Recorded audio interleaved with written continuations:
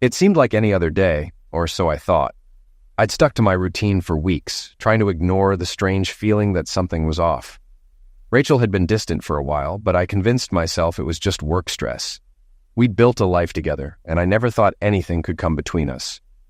But looking back, the signs had been there, small things that only made sense in hindsight. I spent my days lost in thought, driving from place to place, doing errands, going through the motions of daily life. That day was no different, until a simple, unexpected event at a stoplight threw everything into chaos. I was already feeling a bit worn out, but nothing could have prepared me for what was about to happen. Being in the wrong place at the wrong time never leads to anything good. I couldn't control it, though. I was waiting at a red light when a car pulled up next to me. The driver motioned for me to roll down my window. "You've got a flat tire," he said. Grateful for the warning, I turned into the Walmart parking lot nearby to check. Sure enough, a screw had punctured the tire, causing a slow but steady leak. Perfect. Now I had to figure out my next move. I decided to head home and buy a jar of that slime. When I returned, I pulled the screw out. Big mistake. Air started hissing out. I screwed it back in and filled up the tire at the gas station in the parking lot. I was only 15 miles from home and kept checking it. If the air got too low, I'd use the slime. About 5 miles from home, I noticed in the side mirror that the tire was getting low. I pulled into a store, but there was no air. It was time to check the slime. I put it in, and green slime oozed out. I guess they call it slime for a reason, but the air stopped hissing.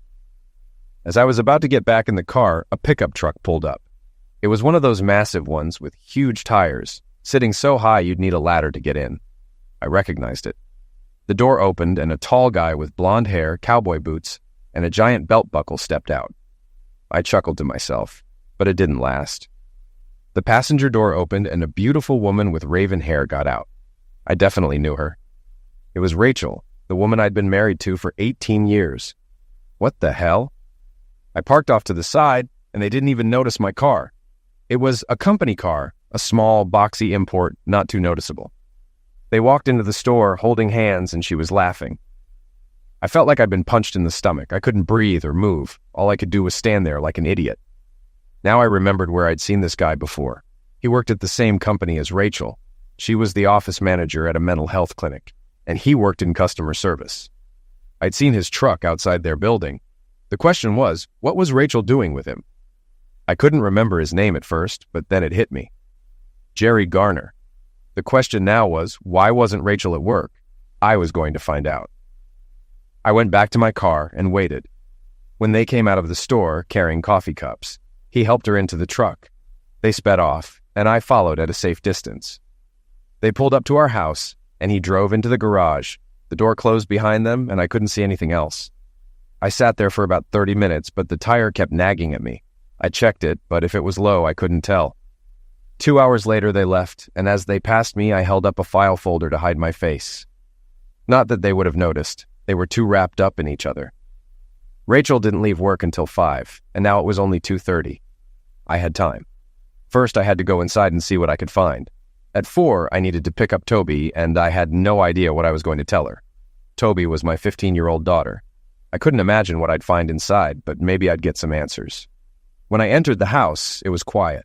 The only sound was the drip of the faucet I still needed to fix in Toby's bathroom, and the whisper of air from the vents. I looked around but didn't see anything unusual. I checked upstairs. The bed had fresh sheets. My heart sank.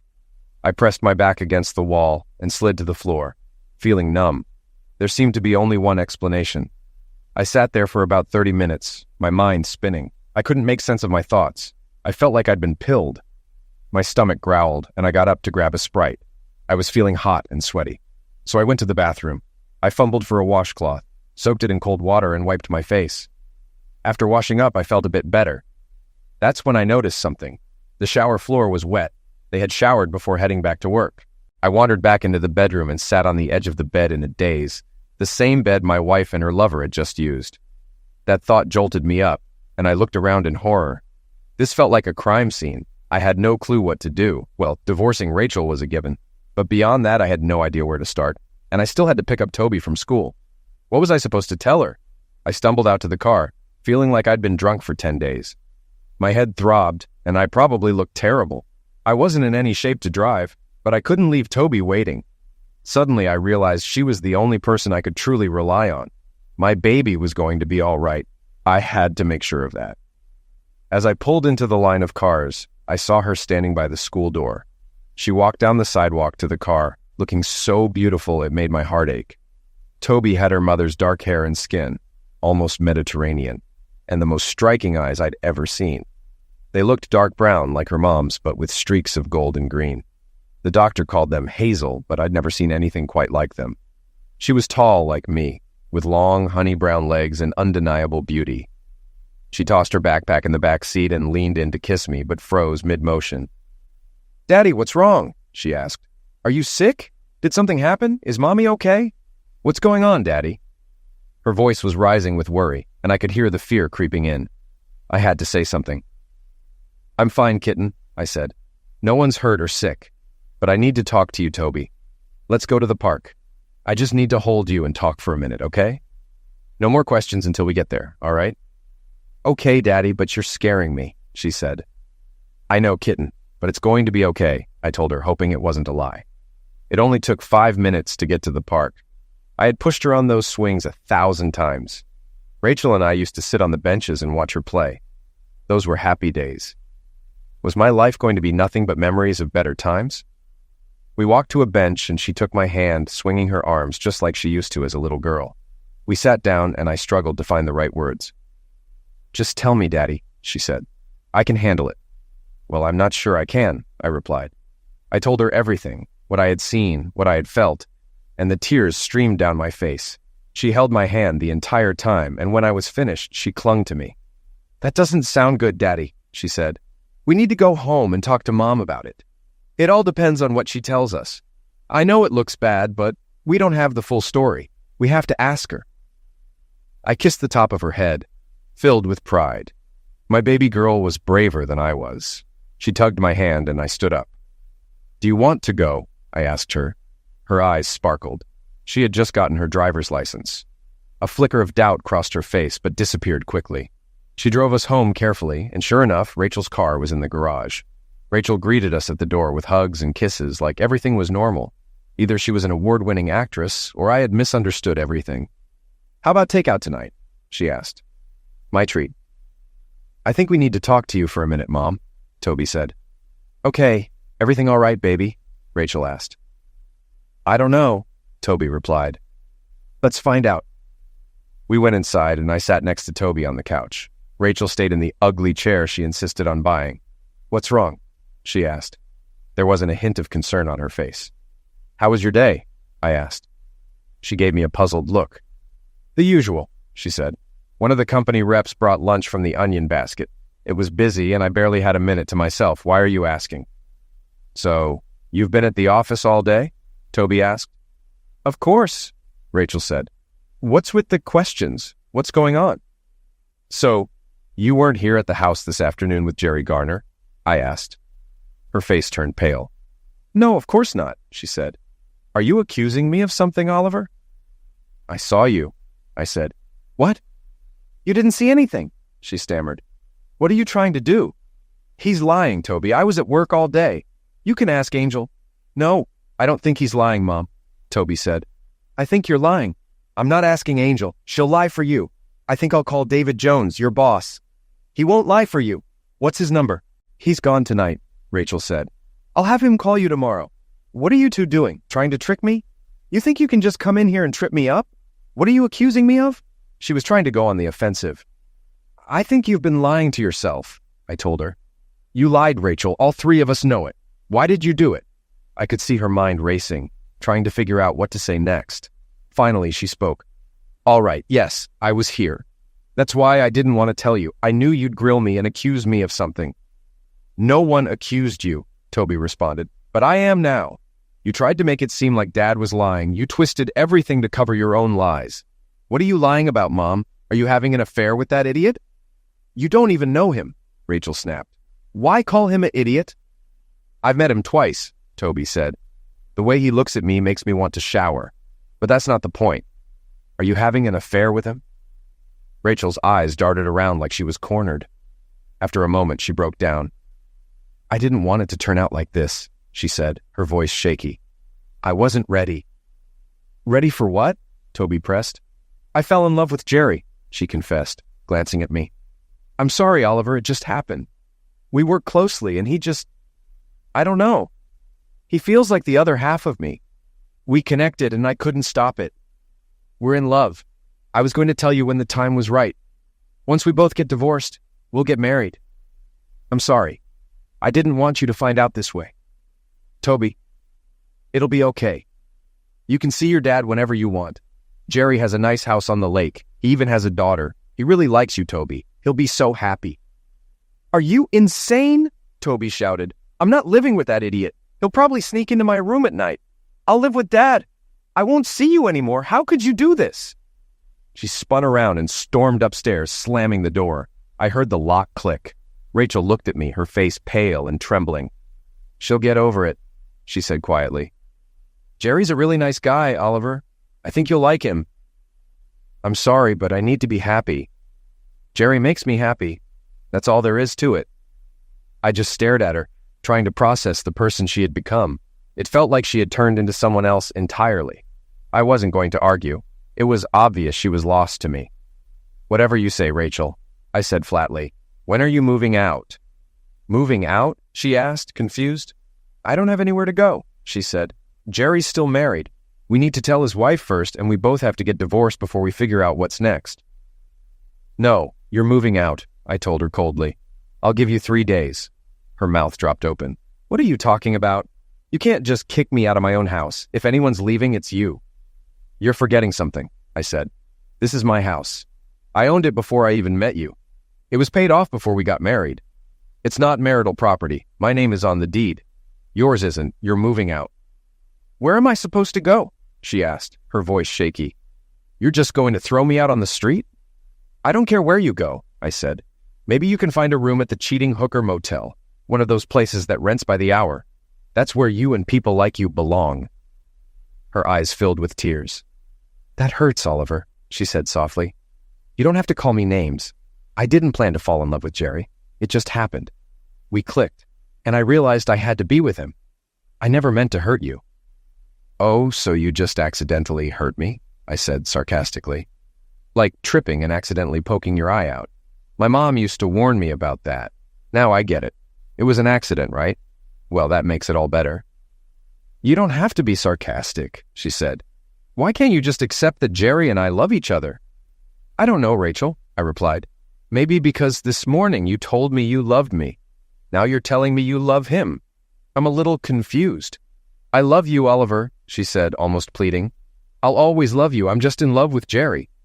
Oh, well, that clears it up, I said, shaking my head. You've been telling me you were in love with me every day for 18 years. I thought that's why we got married. I guess I was mistaken. Oh, no, we were in love, she insisted, reaching for my hand. I pulled away. You've got 3 days, Rachel, I said. If you're not out by then, I'll have the sheriff remove you and toss your stuff on the lawn. Please, Oliver, she begged, her voice trembling. It doesn't have to end like this. We can still be friends. Jerry wants to be your friend, too. We have Toby to think about. I told you I love you. I don't want to lose you as a friend. We've been together too long for you to just throw it all away. I stared at her. All the sadness, all the grief I'd been feeling was suddenly replaced by burning anger. You're delusional, Rachel, I said, my voice low and cold. Friends with you? With that dirtbag? No. Tell him if he ever sees me, he'd better run. As for you, you're the enemy now. I'll destroy everything you have. You've got 3 days. After that, I never want to see you again. I turned and went into the bedroom, leaving her standing there speechless. That was it for me. She followed me around, still going on about staying friends while I moved her stuff into the spare bedroom. She had more clothes in the closet than I could carry, so I just tossed them onto the bed, grabbed a pile, and took them to the spare room, hanging them in the closet. She stood there for a while, talking and watching me. When she went to hang up her clothes, I took the chance to slip out and lock the bedroom door. I heard her walking down the hall, but when she tried the knob, she gave up and walked away. A few minutes later, Toby texted, "Are you okay, Dad?" "Yes, kitten," I replied. "How about you?" "No, but I will be," she answered. "Okay, love you." "Love you too. Drive me to school in the morning? I don't want to ride with her." CC, I crawled into bed and lay awake for hours trying to figure out my next steps. I must have fallen asleep around 3, but the phone alarm soon went off. I got up, took a shower, and called my boss. I told him I was getting a divorce and needed a few days off. He told me to take as much time as I needed and offered his condolences. I went downstairs, brewed some coffee, and had a couple of cups. I made breakfast for Toby and me. She came down on time, looking as beautiful as ever, and eagerly ate breakfast. After a while, Rachel came in, poured herself some coffee, and tried to talk to us, but we both ignored her. It was time to take Toby to school, and Rachel asked if she was ready. Toby just looked at her, then turned to me and asked, "Are you ready, Daddy?" I jingled my keys, and she grabbed her backpack. "Fine," Rachel said, her voice full of frustration. "Act like toddlers if that makes you feel better." She stormed off, grabbed her purse, threw us another glance, and left. I dropped Toby off at school, and she kissed me on the way out. I sat in the car for a moment, watching her walk into the building. I thought about my friend Dan, who had recently gone through a divorce. I decided to call him and ask about his lawyer. Dan didn't recommend his own lawyer. Instead, he suggested I use his wife's lawyer and gave me the name. I looked up the number, and when I called, a woman answered and put me on hold. After explaining my situation, she agreed to meet with me that afternoon, so I started taking steps. We had an investment, but there wasn't much I could do about it right away. However, I wasn't going to let her rack up huge credit card bills, so I called and lowered the limits on our cards to $500. Of course, this impacted me too, but I wasn't about to finance her affair. The meeting with Elizabeth Baxter didn't get off to a great start. She had some assumptions I had to clear up before we could even begin. She assumed I was leaving Rachel for someone else. "You've got it wrong," I told her. "Rachel is having an affair with a coworker. He's married, and they're both planning to divorce and marry each other." "I'm sorry," she said. "I don't represent people who leave for someone else. I can't live with myself if I do." "I get it," I replied. "We have a daughter. I want to minimize the damage. Do you think I could get custody of her?" "It's possible," she said. "In theory, custody can go to either parent, but in practice, it's harder for fathers, especially with daughters. How old is she? And does she want to stay with you?" "She's 15, and yes, she wants to stay with me," I answered. "That's a big plus," she said. "In this state, children over 14 can choose which parent to live with, and their wishes are heavily considered. If she were younger, your chances would be slim. But since she's 15 and wants to stay with you, that will work in your favor for the custody agreement." "Just do your best," I told her. As I drove home, I kept wondering what my next steps should be. I knew I had to do something, but it had to be legal. Getting arrested would mean losing Toby, and that was not an option. I needed a plan. Burning down houses? Well, you have to make sure it's not your own. This was going to take careful thought. I suspected Jerry's wife was as clueless as I had been, so the first step would be letting her know. I needed to make a list. First, I'd inform Rachel's parents. They loved me and adored Toby, so they should hear the truth first. But how would I go about that? Letting our friends know was also a priority. I figured I could stir up quite a storm on social media. That was the first thing on my list. She had a Facebook account for our family, so I played around with it, used Messenger, and pieced things together. I searched online and found that Jerry's wife had done the same digging. I took screenshots of a few pictures and posted on Rachel's page, announcing that we were getting divorced and that she had found her soulmate in Jerry, even including his picture. I changed my password and logged out. It felt satisfying. I wondered how long it would take before her friends and family bombarded her phone and Facebook page. I hoped Jerry's wife would understand what was happening. I didn't know her, and I felt bad for the chaos this would bring into her life. But if she was like me, she deserved to know the truth. I called my mom, and the conversation went about as poorly as I expected. After the initial shock, she just said she'd tell Dad and that they were there for me if I needed anything. I figured I'd let Rachel break the news to her parents herself. We were close, and I didn't want to be the reason for any estrangement. Besides, I wasn't sure how to tell them anyway. Somehow, "Your daughter is a cheating strumpet," didn't feel like the right message. They'd probably shoot the messenger. It didn't take long for everything to unravel. Around 2 in the afternoon, Rachel's name popped up on my phone. I answered, and she was livid. "You a hole!" Her rage gave me a bit of satisfaction. "You just couldn't leave it alone, could you? I know you blocked me on Facebook. Take that crap down. Jerry's wife doesn't know yet. My friends are blowing up my phone asking what's going on. My parents know. I'm telling you, Oliver, clean this up." "No, Rachel, you don't get to boss me around," I replied. "What are you, 5 years old? Take it down, Oliver. I'm serious. You should be happy, I said. Now everyone knows about you and your soulmate. Are you ashamed people know you're a cheating strumpet? I don't, she began, but then stopped, realizing how absurd her denial would sound. Oliver, please take it down. It wasn't supposed to go like this. You gave up control when you cheated, Rachel. You lost any right to my respect or courtesy. I told you, you're the enemy now. Deal with it. I hung up. When the phone buzzed again, I ignored it. It was time to pick up Toby. When I told her about my conversation with Elizabeth Baxter, she was happy to hear she'd likely stay with me, but overall, she wasn't pleased. What's wrong with Mom, Dad? She asked.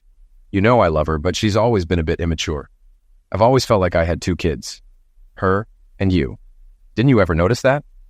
Not really, but now that you mention it, yeah. She's impulsive, but I never thought she'd do something like this. Well, we'll figure it out, she said. Dad, I don't ever want to be in the same house with that guy unless you're there. I don't care what you have to do, just make sure it doesn't happen, okay? I promise, I said. We picked up pizza on the way home, and I was enjoying my second slice when my phone buzzed. It was Bob, Rachel's dad. I wasn't expecting the call. I told Toby, and she said to put it on speaker. Bob got straight to the point. Oliver, I don't know what's going on, but Rachel came over last night asking to stay with us. Care to explain why? Bob asked. Did you ask her? I replied. She said you kicked her out, Bob answered. Well, yeah, but, I began. Did she tell you why? Bob interrupted. No, she said she'd explain later but wasn't ready yet, Bob said. Don't you want to wait for her explanation? I asked. Can't you just tell me? Bob pressed. She's been having an affair with Jerry Garner, a guy from her work. They're both planning to divorce and get married, I explained. What? That's insane, Oliver. How do you know that? Bob asked, shocked. I caught them together yesterday, I said. And she admitted it. Are you sure you didn't misunderstand? Bob questioned. Toby suddenly chimed in. Hey, Grandpa, I'm on speaker. There's no misunderstanding. I was there when she told Dad. I'm so sorry, Grandpa. I love you. Her voice broke as she started crying. Bob's voice cracked when he responded. Don't cry, sweetheart. Please be strong. We love you, and Grandma does too. I'll try to talk some sense into your mom. Oliver, are you still there? Yeah. I'm really sorry, Bob, but don't worry about Toby. You'll always be her grandparents. That won't change. I know you love Rachel, and you'll do what you need to do. I have a lot of respect for you. I just hope you don't end up hating me when this is all over, I said, trying to reassure him. That's never going to happen, Bob said firmly. I'll figure out what's going on. Call me if you need anything. It went better than I'd feared. Life happens, and you just do your best. I won't go into detail about the divorce process. Most people know how it goes. It was long, painful, and never got easier. Rachel was delusional, thinking she'd get custody of Toby. That didn't happen. Miss Baxter was as good as her reputation. I got full custody because Toby wanted to live with me. After a private meeting with Toby, the judge ruled that Rachel would get unlimited visitation, but Toby wouldn't be left alone with her and Jerry Garner. In any case, it didn't matter anymore. His wife divorced him, but it seemed the whole soulmate thing was more of an exaggeration, at least on his part. Just 2 weeks after I discovered the affair, Jerry was already looking for his next conquest. All their grand plans disappeared like fog on a sunny day. The divorce took 7 months to finalize. Surprisingly, Rachel changed her mind. During the second court hearing, she asked the judge to schedule counseling. Neither Miss Baxter nor I had anything to say, and the judge ordered it. We were assigned 8 to 10 sessions. Our counselors were an odd pair of old hippies. In the first session, they asked us to state our goals. Rachel's goals were long and complicated. She seemed to believe I should understand that her happiness was the universe's main purpose, and that she desired only good things. My goal was much simpler. What's your purpose for these sessions, Mr. Berryman? The counselor asked. My goal is to finish them, I said. The counselor frowned. Mr. Berryman, do you really not want to address the issues that led your marriage to this point? I'm sorry, Mr. Rodman, but it wasn't my issues that caused this. I have no interest in working on them. I'm perfectly fine with my problems and plan to die with them. Rachel and Mr. Rodman were both horrified. Rachel spoke up quickly. Oliver, how do you expect things to get back to normal if you won't even talk about it? I don't want to, I said. Let me make this clear to both of you. I'm not here to fix anything or work on any problems. I'm here because the court ordered it. I'll do what I need to do, then we'll go back to court and finalize the divorce. That's my plan. Do you realize if I report to the judge that you're refusing to cooperate, you could be held in contempt of court? Mr. Rodman said. I don't know about that, I replied. You mean if you lie to the judge? These sessions are recorded. I'm sure my lawyer would love to subpoena you for perjury. I'm here. I'm doing what you ask. You asked for my goals, and I gave them. I'm cooperating. He blushed. The judge likely expected you to work through your issues. I'm not responsible for the judge's expectations, I said. Only for my own. He tried to make it difficult by assigning tasks that required me to spend more time with Rachel, and she worked hard to wear me down. Oliver, what would it take for you to give up the divorce and work things out? She asked. An act of God, I said. She waited for an explanation, but I said nothing. What do you mean by an act of God? She finally asked. Well, if you can turn back time and avoid getting involved with Jerry, that would work. Otherwise, only God has that kind of power. Do you have some divine powers I don't know about, Rachel, besides your ability to attract other men? We continued with the boring exercises and mantras, and finally it was over. Back in court, the judge asked if we had made any progress. Your Honor, there is no chance my client will remain married to his wife, Elizabeth Baxter said. We'd like to finalize the divorce as soon as possible. This process has gone on long enough. The judge must have agreed because the final order arrived in the mail 10 days later. Toby saw her mother often since she spent a lot of time with her grandparents. Occasionally, Rachel would plan something for the two of them, but their relationship was never the same. Toby spent most of her time with her friends, especially a petite blonde named Sabrina, who was practically part of our family. Sabrina was as sweet as she was cute, and I enjoyed having her around. They even started including me in their activities. One of their favorite activities was water skiing. We had a boat, and once summer vacation started, we'd go to a nearby lake on Saturdays. One Monday, they asked if we could spend the whole weekend at the lake, take the RV, and stay until Sunday evening. Since my schedule was free, I agreed. The girls spent the week planning, and by Thursday, we packed everything they wanted. On Friday afternoon, a new red Jeep Cherokee pulled into the driveway, and Sabrina jumped out. An almost identical woman stepped out from the driver's side, and Toby rushed to hug her. Sabrina and Toby led the nervous-looking woman over to me. Dad, Toby said, this is Julie. She's Sabrina's mom. I know you haven't met her yet. Julie extended her hand. Hi, Oliver. The girls have told me so much about you. Thanks for inviting me along this weekend. Honestly, I was getting a little jealous that they were spending so much time with you and not me. She smiled playfully, and I instantly understood why Sabrina was such a charming little minx. I glanced at Toby, and she gave me a fierce look. My knees felt weak, and I knew when to surrender. The trembling got worse when I looked at Sabrina, who raised an eyebrow at me. This is going to be great, I said to Julie, pulling myself together. We always have a good time. Julie wasn't oblivious. She shifted her gaze from me to the girls, then back to me. Oh my God, she said, realizing what was happening. You didn't know, did you? The girls? Before she could say anything else, she was engulfed in hugs, kisses, and pleas from Toby and Sabrina. Please, Mom, don't worry about it. We're going to have so much fun, Sabrina said. It's okay, Julie. Daddy's going to love you as much as I do, and he's a great guy, Toby added with a mischievous grin. Julie disentangled herself from the girls and gave me an apologetic look. You two go sit on the porch. I need to talk to Oliver, she said, her tone firm but kind. The girls giggled as they obeyed, heading to the porch. I'm so sorry, Oliver, Julie said, her face flushing red. I had no idea they were trying to set us up. I'll take Sabrina home. She'll be grounded for a month. This is so embarrassing. She looked so small and mortified that I stepped forward and hugged her. She tensed at first, but then relaxed into the embrace. Yeah, it's embarrassing, I admitted. But they're just kids. We both know they're trying to look out for us. Let me guess. You're single? She laughed softly and looked up at me with her big brown eyes. Yes, I am. Well, that's the point, right? You're packed, you've got the weekend free, and the lake will be amazing. I'm not a bad guy, as you've probably heard from Toby. Let's just go along with the girls' little plan. It'll be fun, and we can mess with them a bit too.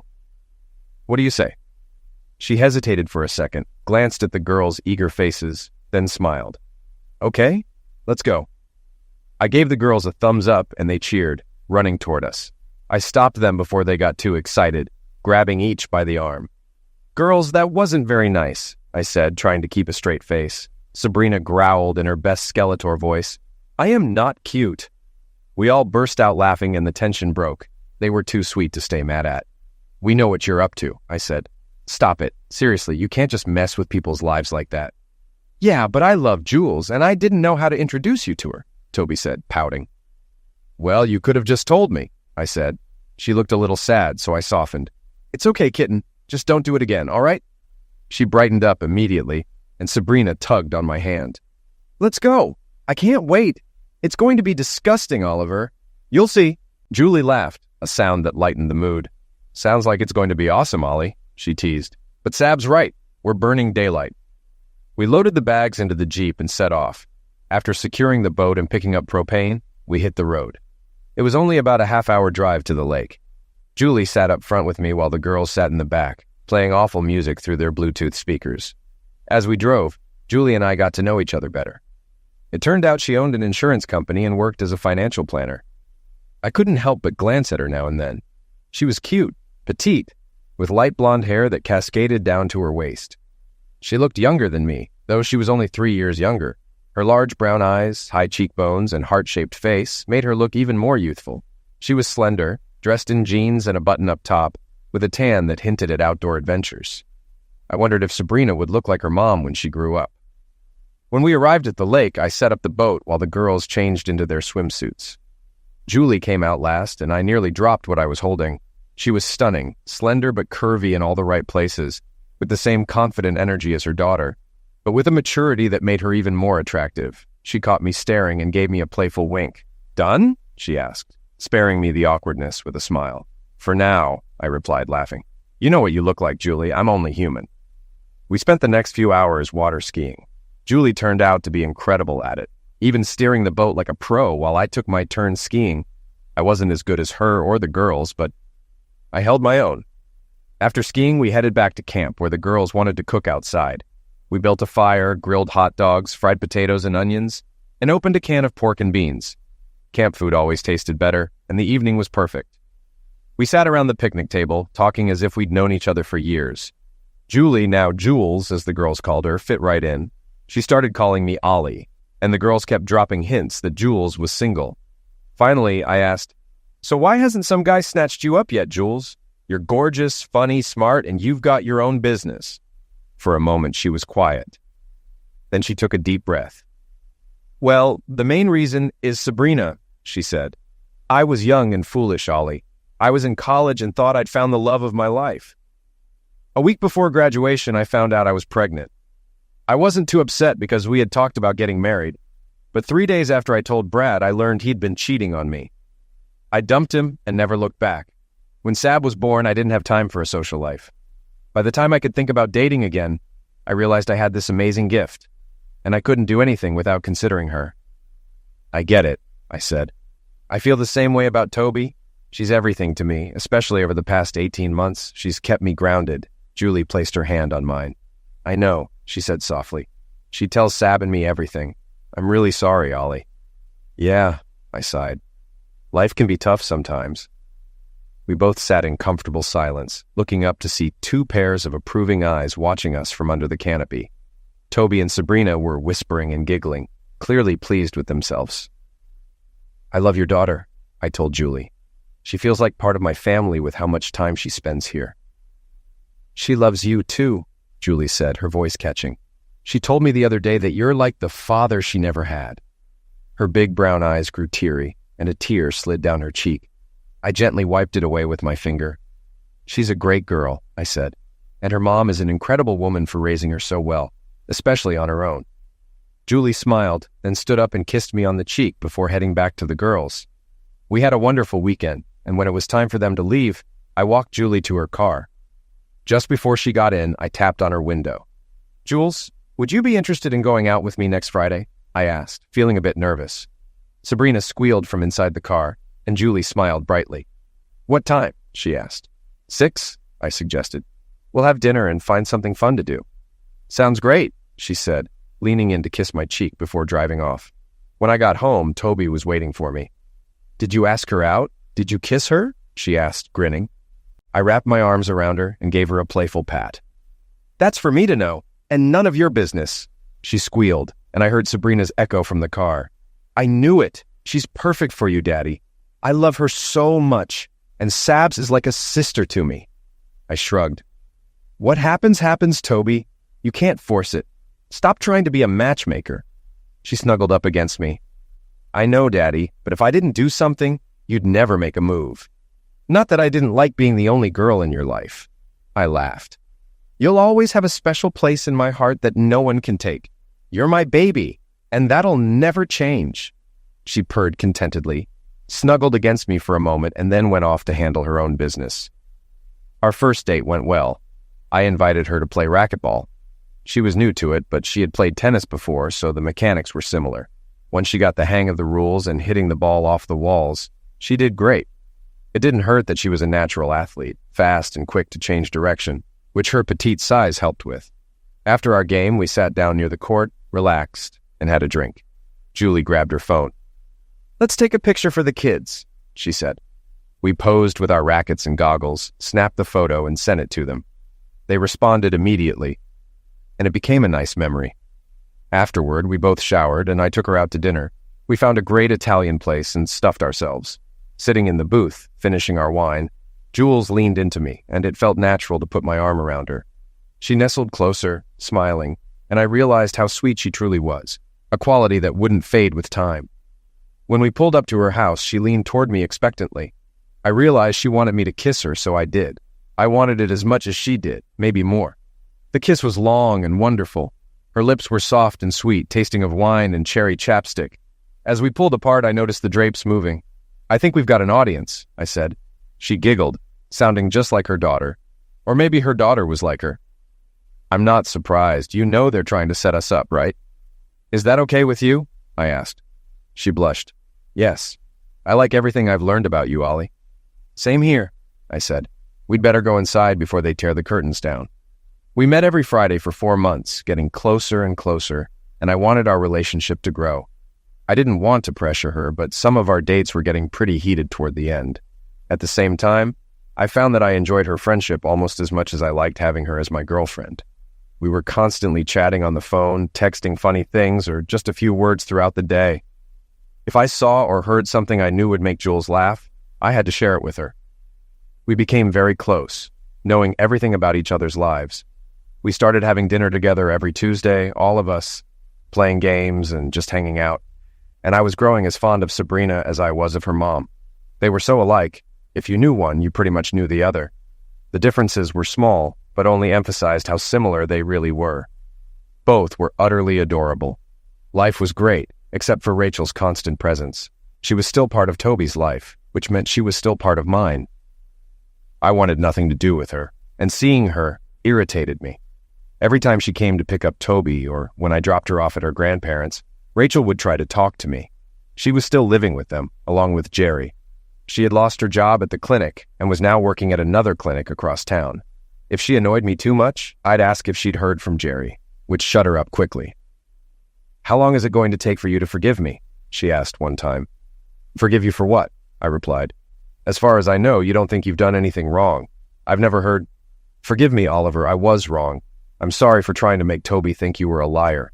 I'm sorry for trying to take her away from you, for trying to screw you in the divorce. And most of all, I've never heard. I'm sorry I cheated behind your back. I didn't hear it that time either. She just couldn't take responsibility for her actions.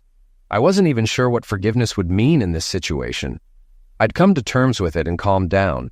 I hadn't forgotten, but I wasn't going to waste energy being bitter. People have the right to make mistakes. They can divorce you, dump you, end friendships. It's their choice. You just accept it and move forward. People do crappy things every day. At one point, I wanted to punish her and Jerry, but I realized quickly that their punishment was simply being who they were. They had to live with themselves, while I planned to live with myself. That meant leaving the lies and betrayal in the past and focusing on living my best life. Rachel was miserable, and as for Jerry, I wished him all the misfortune in the world, but it wouldn't come from me. I'd let karma or the universe take care of them. Rachel got even more upset when she found out I was dating Jules. One time, after I dropped Toby off at her grandparents' house, Rachel stopped me as I was getting into my car. I heard you're dating the mother of one of Toby's friends, she said. I just stared at her. Is it true? She pressed. That's none of your business, I told her. Like hell it isn't, she snapped. I'm your wife. I have a right to know. You have a right to nothing, I replied. You're not my wife anymore. You found your soulmate, remember? And it wasn't me. Then came the divorce. My business isn't yours anymore, and yours isn't mine. Stay out of it, Rachel. I left fuming. That woman just couldn't leave things alone.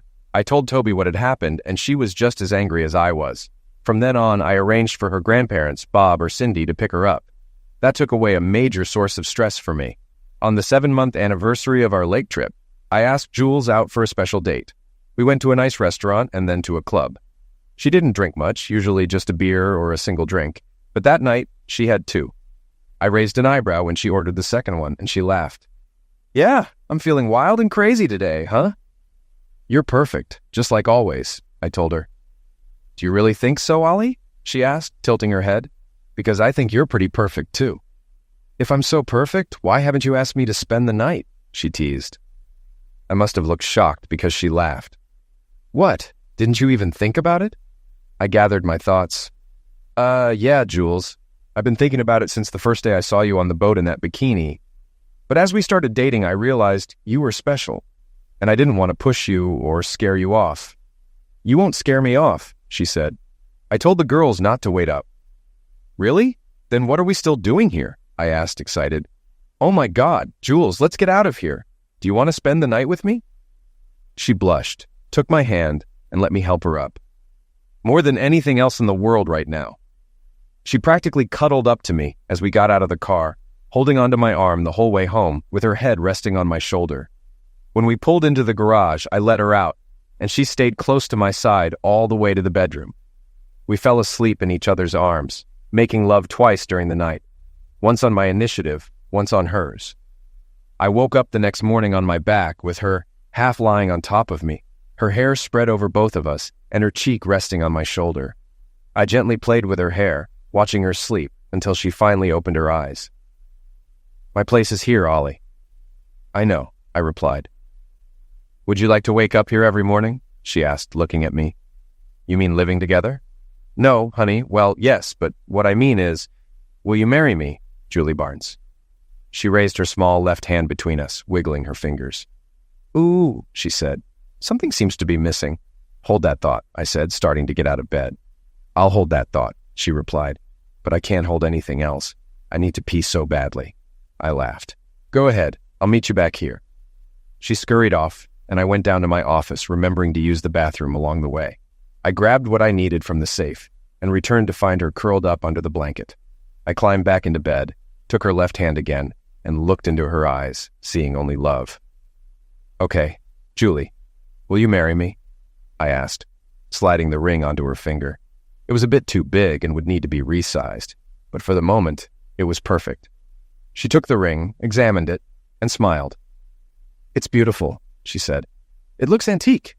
Where did you get it? When did you buy it? Remember when I told you I was going to that auction about a month ago? I asked. Yes, I remember. They were auctioning off the estate, right? Exactly. I didn't mention it at the time, but I saw this ring in the catalog. I went there specifically to buy it and ask you to marry me. It was made in England around 1810 for the Duchess of Avon. It has a long history. Do you like it? I love it, she said. It's the most beautiful ring I've ever seen. So, are you going to answer my question? I asked with a smile. What? Oh, yes, Oliver. Yes, I'll marry you. Oh my God, yes. I laughed and pulled her into a tight hug. It felt like a weight had finally been lifted. The long road I had walked, filled with anger, betrayal, and loss, was finally behind me. Rachel was out of my life, and though the scars would always remain, I had moved forward. I had found someone who brought joy, laughter, and meaning back into my days. Jules was my partner in every sense of the word, and together we were building a future, one filled with warmth and love. As we started planning our wedding, life felt lighter.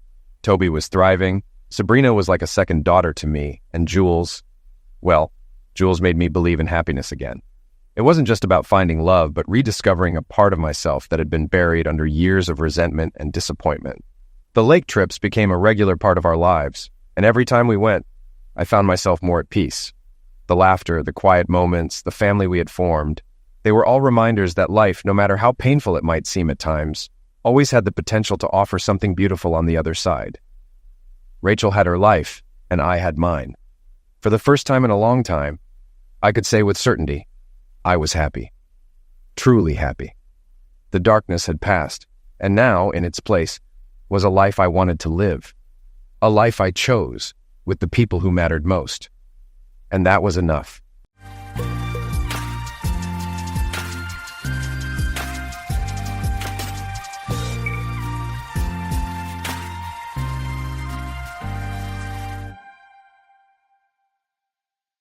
Welcome to Lost Relation Chronicles. I was in my third month of retirement, and I was learning how to be a good house husband. I was beginning to think my previous job was easier and more fun than cooking and cleaning. We still retained our weekly cleaning lady, so my cleaning chores were more along the lines of keeping everything tidy. Our kids had long flown the coop, so keeping the house tidy was hardly a chore. I was given the golden handshake for my job as VP of a large bank, and the offer was just too good to turn down. My wife, Amy, and I, Ed Hughes by the way, spent countless hours discussing my retirement offer and decided it would be a once-in-a-lifetime opportunity. I was given $250,000 in cash with a matching amount going into my 401k, then I received 50% of my monthly salary for life. I was able to keep all my other benefits including insurance. We both thought this was very generous. So, at age 58 I found myself without a job for the first time since I was a teenager, although I had several things that I wanted to explore. Writing was one of those, as I had long aspired to write, but never found an opportunity. Also, I wanted to learn to work with wood, something I found fascinating but again no experience. Amy, my wife of 30 years, was simply the love of my life. She was 6 years my junior at 52, had changed little since the first time we met back in college when she was a junior while I was in graduate school. I fell in love at first sight and courted her tirelessly for 6 months before she agreed to a date. The rest is history, as we began to date exclusively and were married after she graduated. Our 2 children were born during the second and third year of our marriage, and then I got the snip as we agreed 2 were enough. Amy was a fantastic mother and stayed at home until both started school, then got a job in the HR department of a large regional hospital. She is a very caring and unselfish person, and that persona comes across naturally when she meets new people. Our 2 children are now both settled in professional jobs and have families. Neither live nearby, but both are within a 4-hour drive. Amy has worked at the hospital for 20 years and last year was promoted to Chief of Human Resources, a position that carries a lot of responsibility with high expectations. Before I get ahead of myself, a little more about Amy and I. Amy is slender, ginger hair, and standing at 5 feet 6 inches with shapely legs. She has always had a high libido and always ready for sex. Amy knows that turns me on. Sex with Amy is so enjoyable because she is so proactive and really gets involved. She isn't the passive lay there and do me type of woman. I know Amy would be up to daily sex, but I can only deal with it 2 or 3 times a week. My old body needs time to recover. In short, Amy is always ready for a romp. Like I've mentioned, my name is Ed. I'm 58 and a little overweight. I stand 5 feet 10 inches and consider myself pretty much out of shape. One of my retirement goals, in addition to what I have already stated, is to lose weight and get back in condition. Working in a bank is not conducive for hard and lean bodies. I thought if I could lose weight and get in better shape, I would be able to enjoy an improved sex life. So, I find myself in the 3rd month of my retirement enjoying daily the benefits of going to the gym, having lost 15 pounds and 2 inches around the waist and feeling quite proud of myself. My muscle tone has actually improved, and the softness in several areas has now been replaced with muscle. My gym has a boxing ring, and I hired one of the older trainers to teach me the finer skills of boxing. Boxing is brutal, but after a while, I began to accept being beaten and actually started to land a few blows myself. I thought Amy would notice my changed body when we had sex, but she never said a word. Instead of pumping for 5 minutes and taking a rest break, I could pump a solid 10 minutes or more until I came. I always got her off, but she never mentioned a word about my improved body or performance. I didn't tell Amy I was going to the gym, and she never noticed I was eating less and had cut back on alcohol as well. I just put it down to her new workload and stress of the job. She seemed preoccupied, and finally I asked why.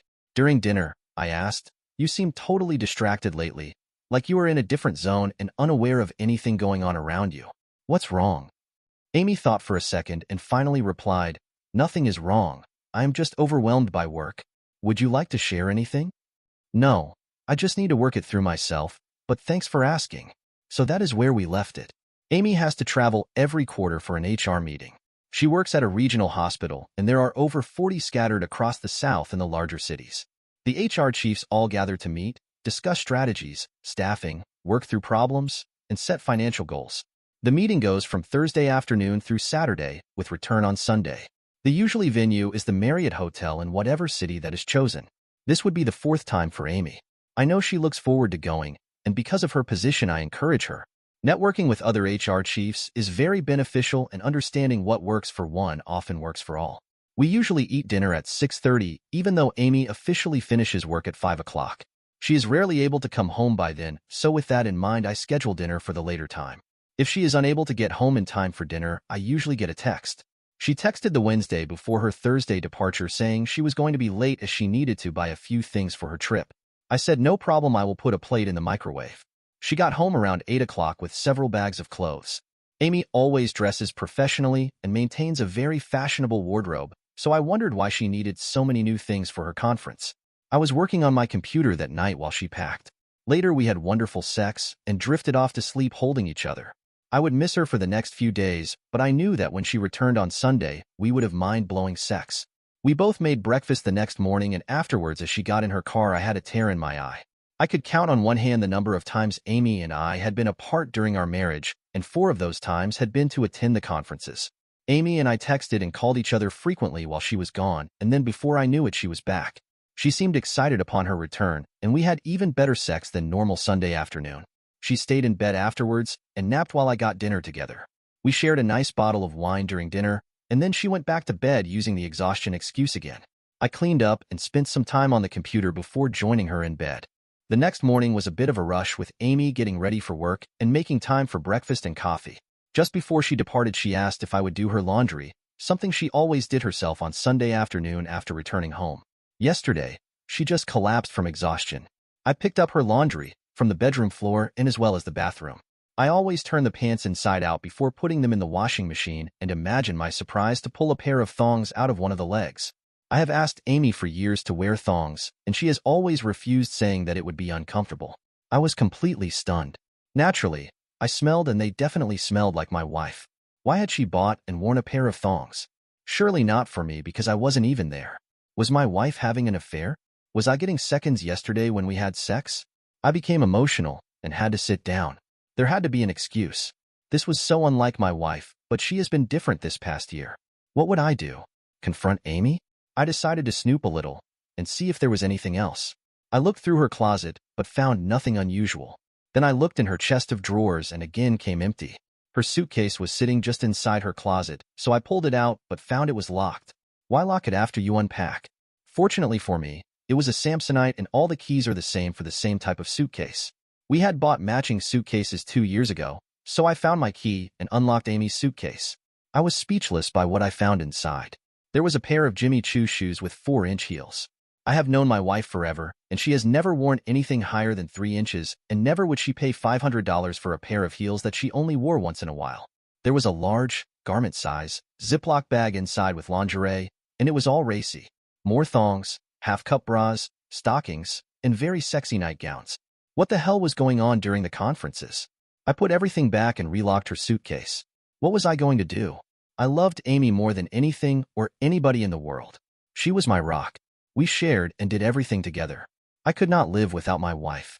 That night, during dinner, I told Amy that I had found something very odd in the laundry. This piqued her interest, and she asked what. I said, I will show you.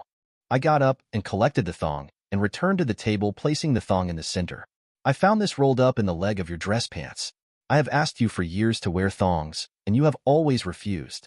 Is there something you want to tell me? She thought for a second and finally replied, I bought them for you. Okay, if they are for me, why have you already worn them? She rarely got angry, but I could see her face getting red, and I realized she was about to lose it. You have never been jealous or questioned anything I have ever done. I replied, you have never given me a reason to be jealous or question you. Amy was by now almost shouting, why are you questioning what I do now? I have never been unfaithful. No, not once. Just explain the thongs, then we will drop it. Well, you have been after me for years to buy some, so I have. I wore a pair to see how they feel. Okay, did you buy anything else you want to share?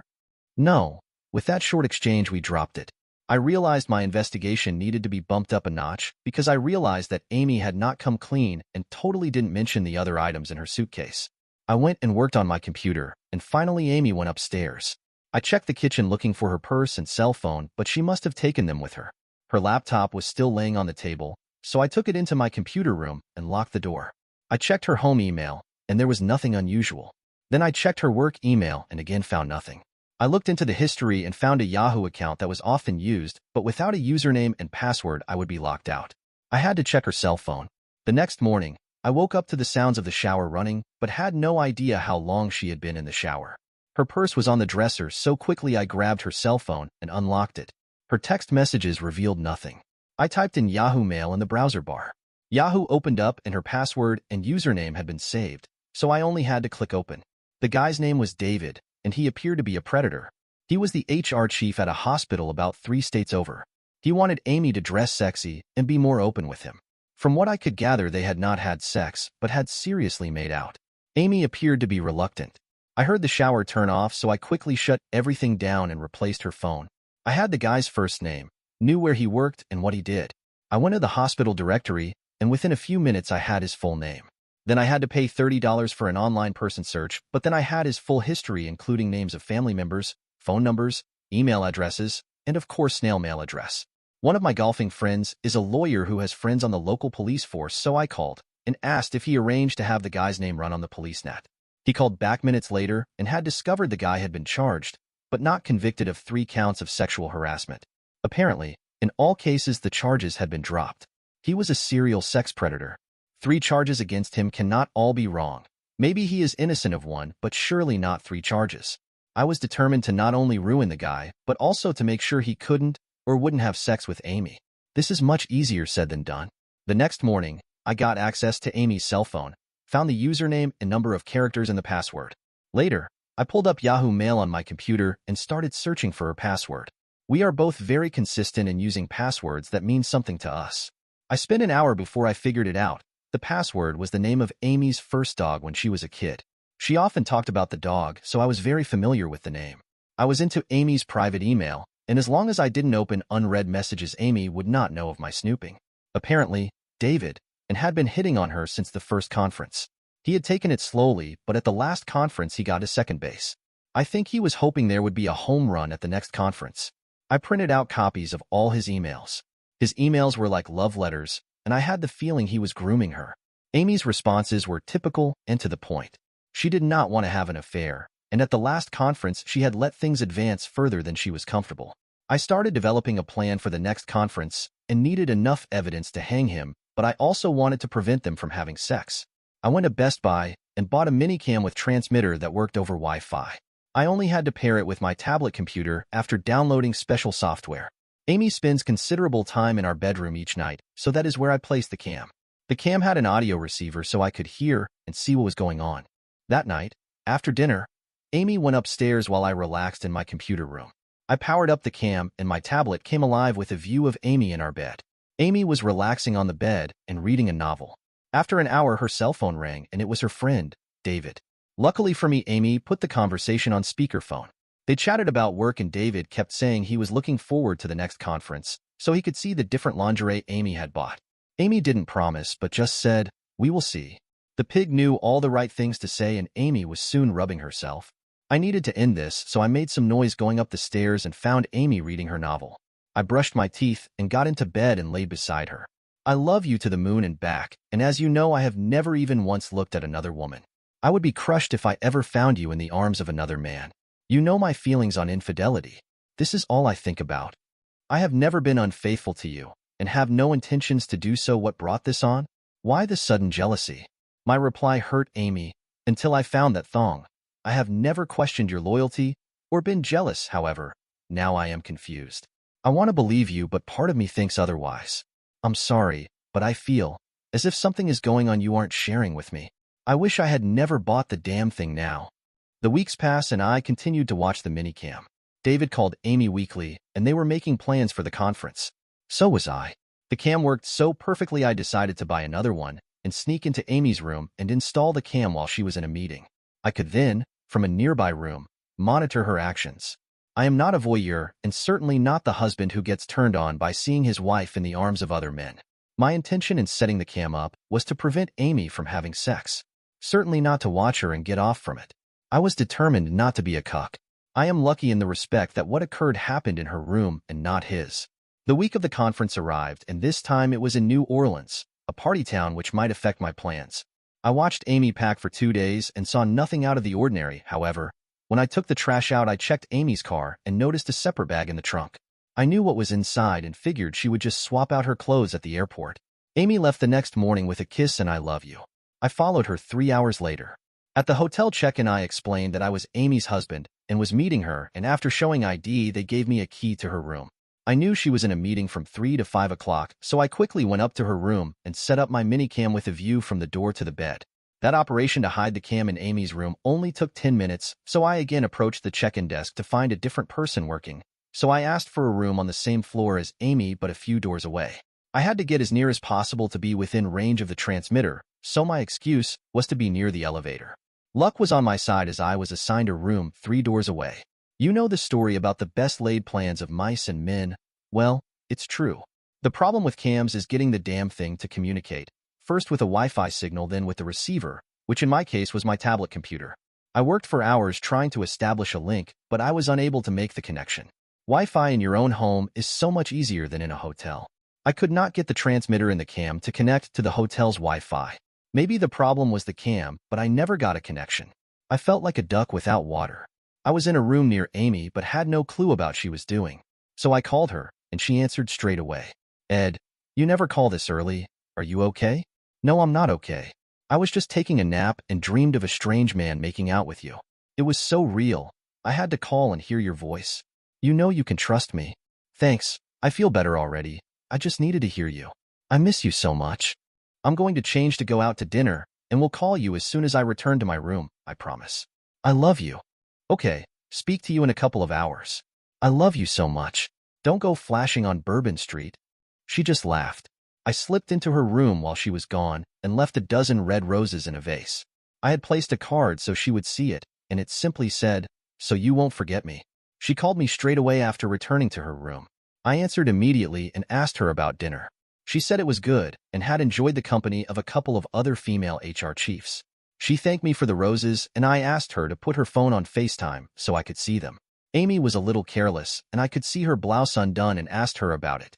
She said she was getting ready for bed. We finally said goodnight. How was I going to endure through 2 more days of this? I knew the creep was with her at every opportunity. Had he already screwed her? Friday afternoon, when the conference ended, I was hiding in the bar when they went up to her room.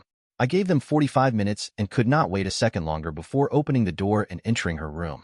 I walked in and saw that they were so heavily making out they were both oblivious of my presence. I took several photos and a short video with my cell phone. Finally, tired of the show, I grunted and Amy immediately became aware of my presence, so she pushed David from her and tried to sort out her clothes. I flat out told him to get the hell out of the room before I beat him up. He wasn't threatened by me, but feeling humiliated, he left. "Darling wife, would you like to tell me what exactly is going on?" "Oh, Ed, I am so sorry I got into this mess. I've been so confused. I am not sure what to do. I love you, but I crave the attention I get from David. What is his name, and how long has this been going on?"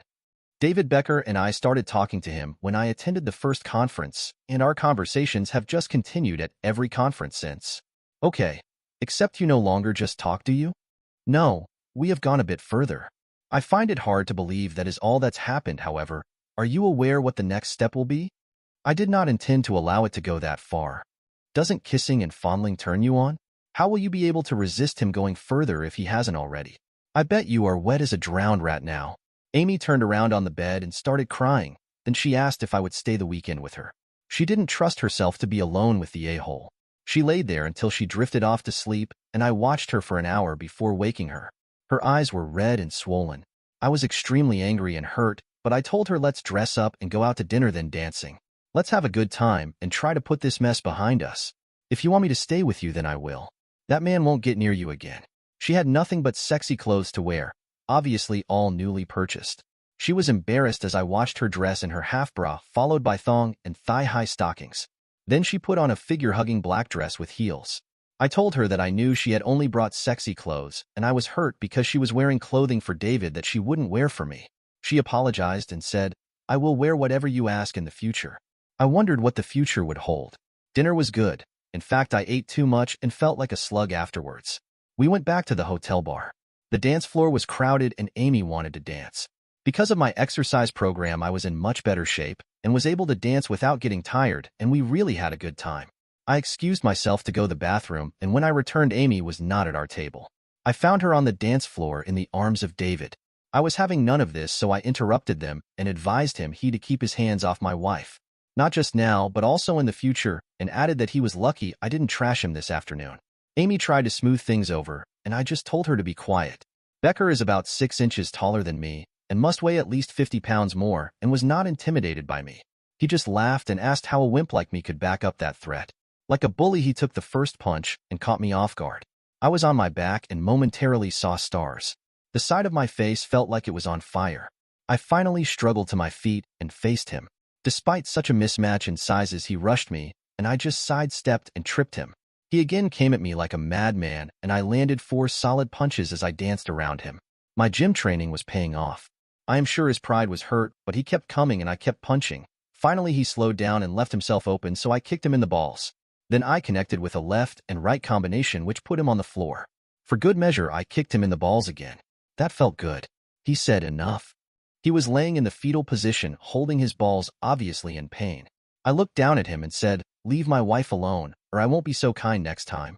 I backed away looking for Amy and saw her rushing to David's side. That proved her loyalty and who she wanted to be with, so I paid the bill and left. The barman saw everything and said he would smooth it with the police as the other guy threw the first punch. I left saying I didn't want to press charges, however, maybe in hindsight I should have. I didn't see Amy again that night as I spent the night in my old room. I don't know if she spent the night in her room or not. The next morning, after removing the cam, I checked out and flew home. The next day, Amy was due to arrive back from New Orleans. I was in the kitchen drinking coffee with my suitcases packed when she arrived.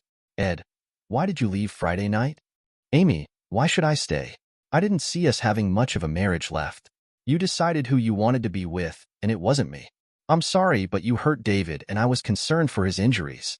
Have you forgotten who threw the first punch? Look at my eye. Does it look normal to you?" My eye was totally black and still swollen. I could just barely see. "I know you spent Friday night with that a-hole, and most likely all day Saturday and that night too. You must be well drilled by now. I didn't have sex with him. I'm tired of your lies. I'm leaving, and you will hear from my lawyer this week. We have had 30 years of happiness, and now you have thrown it away for a weekend with some worthless piece of shit. Are you aware that he had been charged by the police 3 times for sexual harassment?" "Ed, no, I didn't know that. You have lied and deceived me for the past several months. I cannot tell you how much you have hurt me. I was on to your little game almost from the beginning. I'm so ashamed. I beg your forgiveness." "So, Amy, did you screw David after I left?" "No, he pressured me terribly, but I didn't." I asked, "How can you prove it?" "I can't, you will just have to take my word for it." "So, you are saying I can believe what you say and trust you?" "Why should I?" "I'm telling the truth. I discovered she wasn't wearing panties." "What do you say to that, and where are your panties?" "I assume that was from this morning just before you left." "I'm sorry, it was only one time. Please believe me. After the beating you gave him, he couldn't get out of bed until this morning. He came to my room just as I was leaving for the airport and demanded we have sex.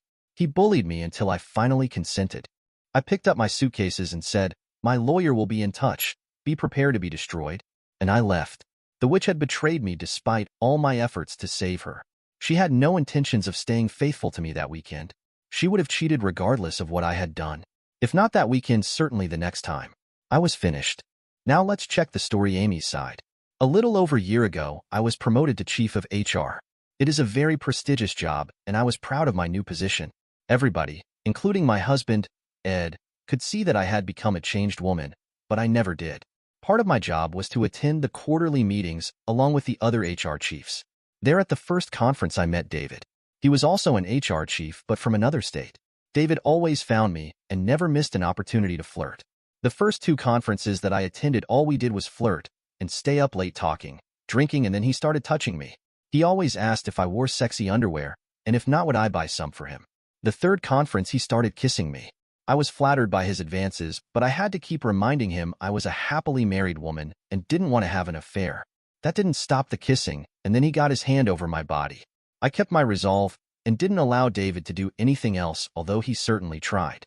I had purchased thongs and other sexy underwear, but David didn't have an opportunity to see everything. I told myself he was harmless and just enjoyed his company. He was several years younger than me, and I have to admit I was deeply flattered by all the attention from a younger man. Then after returning from this conference, I was too tired to do my own laundry and asked Ed to do it. He found a thong in my dirty dress pants. Ed had asked for years for me to wear them, and now he found one in my dirty clothes after a business trip. I was so embarrassed but acted like I bought them for him. He accused me of having an affair, which I simply told him I had not. That was somewhat of a half-truth. I had not had intercourse, but I was deceiving Ed by having what I considered a platonic affair with David. I did feel that Ed knew more than he was disclosing, but I denied everything. I felt my husband watching me very closely as the next conference approached on the horizon. I had to pack my sexy clothes separately and hid them in the car as he kept checking my suitcase. After arriving at the conference, we had a meeting straight away, and after that meeting ended, David and I went to my room. He was kissing and pawing at me as soon as the door was closed. I allowed him to remove my clothes, but stopped him going further. His actions did arouse me, and I was finding it more difficult to push him away. Suddenly, my cell phone rang, and it was Ed. He said he wanted to hear my voice, but it was enough of a distraction to send David on his way, but I agreed to meet him for dinner. Dinner was lovely, and once again we returned to my room. I knew it was dangerous as David really wanted to have sex with me. Ed had sent roses, and that reminded me of my vows, so again I kicked David out of the room. David would have had sex with me during lunch the next day, but we ran out of time. I was ready for it, but our lunchtime was over, and we had to return to the conference. We both told each other we would resume at the end of the day. How did I allow it to go that far? The afternoon seemed to drag by, but finally we were in my room again, and this time David was kissing me and all over my body, and I was so close to a climax when I heard a grunt from someone else in the room. I don't know how long Ed had been in the room, but I am sure he got an eyeful. He kicked David out and then laid into me. I was so ashamed. I tried to assure him that David and I had not had sex, but he didn't believe me. He said I was cheating by just kissing and fondling, illicit phone calls, and deception. Not to mention all the sexy underwear and clothes I had bought to wear for David. I had not thought of my situation that way, but he was right. I told him I was ashamed and asked him to stay the weekend with me. I could have stayed in bed the remainder of the weekend and cried, but finally Ed said, "Let's go out to dinner and enjoy ourselves." I was completely embarrassed getting dressed in front of Ed in my racy underwear and clothes. I had never worn anything like that for him. That made me feel even more guilty. We enjoyed dinner and then went dancing in the hotel. We danced several slow songs and were really having a good time till Ed went to the bathroom and David appeared.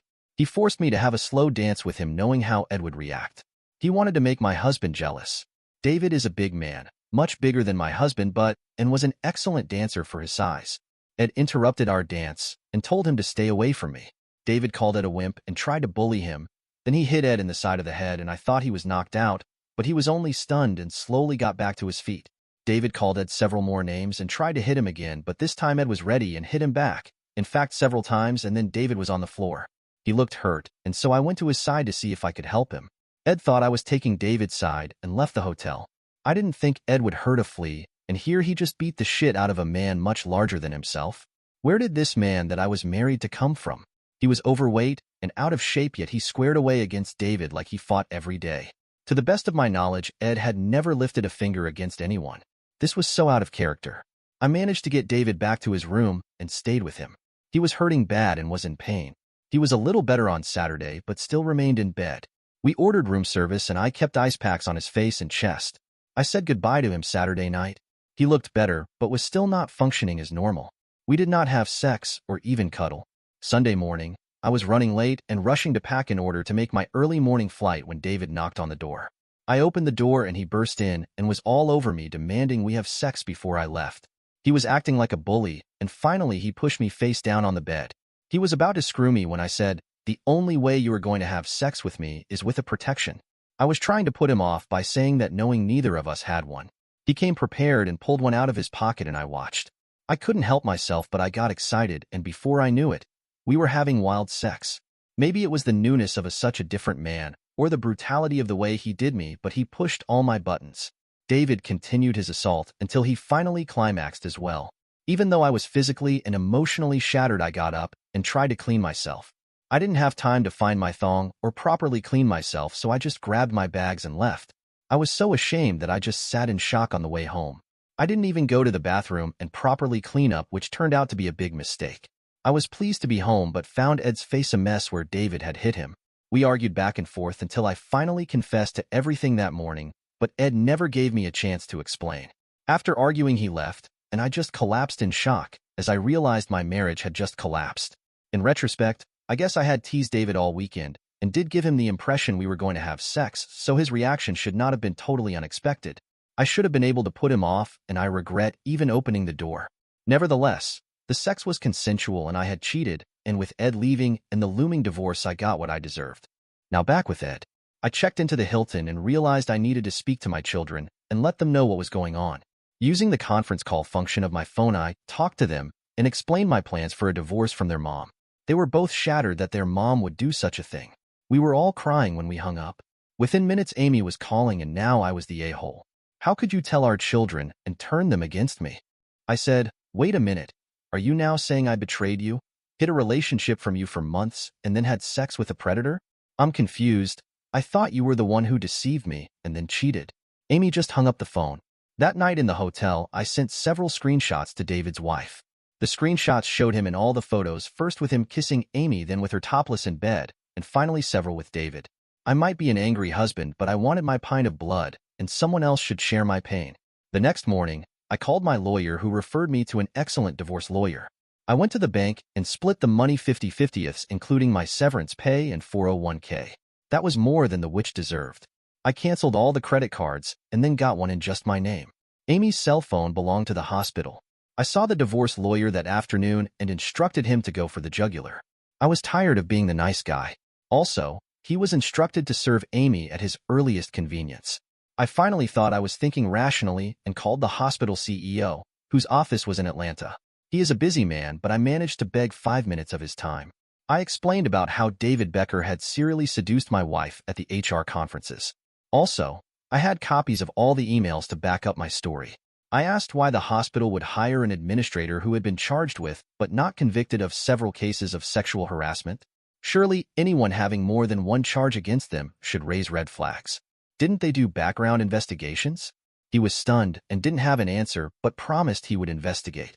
I asked for his fax number so I could send a copy of the emails. I told him I also would email further photographic evidence if he wanted it. Finally, he wanted to know what I wanted. I wanted Becker fired. I told him that my wife had been hunted down and seduced by a sexual predator, and she shouldn't be disciplined because of this mess. There was no reason for Amy to lose her job. That evening, Amy called me. She had settled down. Ed, why did you send those photos? Are you in trouble because I sent photos to David's wife? Not yet, but I may be later on. Apparently, she has shared them with the hospital. You do realize everything will come out in the divorce court. I'm charging you with adultery, and this type of divorce can get very messy. The photos plus all the details will come out in court. David's wife has left him, and he was fired today. That is one of the reasons I sent the photos. Do you know he has 3 kids still living at home? Have you forgotten we have 2 kids of our own? You seem more concerned about David and his troubles than about ours. Why is that? Have you forgotten your actions have broken up our marriage? Of course I'm concerned about us, but David and his family are younger, and I feel sorry for them. So why did you screw him if he is married with 3 kids? Looks to me like you may have broken up 2 marriages. Couldn't you see that he was just a sexual predator? I simply hung up the phone. I didn't hear from Amy the remainder of the week, but found out she had been served. I put a deposit on an apartment that I could afford and finally got out of that expensive hotel. Now I was back to cleaning again. But actually I did very little cleaning. I really didn't care. With my time my own, I hit the gym twice a day and boxed in the afternoon. I was getting hit less while my punches were finding their targets. My body was becoming toned, and I was developing some serious abs. I was on a strict diet that included no alcohol and was finally at my goal weight. The gym threw a party for me, and we all celebrated with carrot juice. The weeks passed, and through the grapevine I discovered that Amy was about to lose her job because of the affair. There is little tolerance for anyone in her position to play around, especially with another employee. I didn't really care because since I was unemployed, I didn't think the court would force me to pay alimony. I made a note to check with my lawyer. We had been separated about 3 months when she called and asked if we could talk. I agreed, and we planned to meet at Starbucks the following day. Amy looked good, maybe a little thinner, and I complimented her weight loss. She thanked me but again never said a word about my weight loss. Here I was standing in tight-fitting clothes with bulging muscles. I had lost 6 inches in the waist and nearly 50 pounds in weight, and she was clueless. She started crying and telling me she had lost her job and had no job prospects. I told her to move out of the house so we could sell it, and reminded her that she had a lot of money in the bank. Maybe not enough to retire on, but enough to live on for several years. I knew she was hinting for me to come home, but I never took the bait. For now, I was happy doing what I was doing. Then she started talking about David again.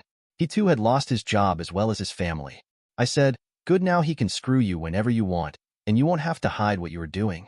I haven't seen him since that last conference and have no plans to.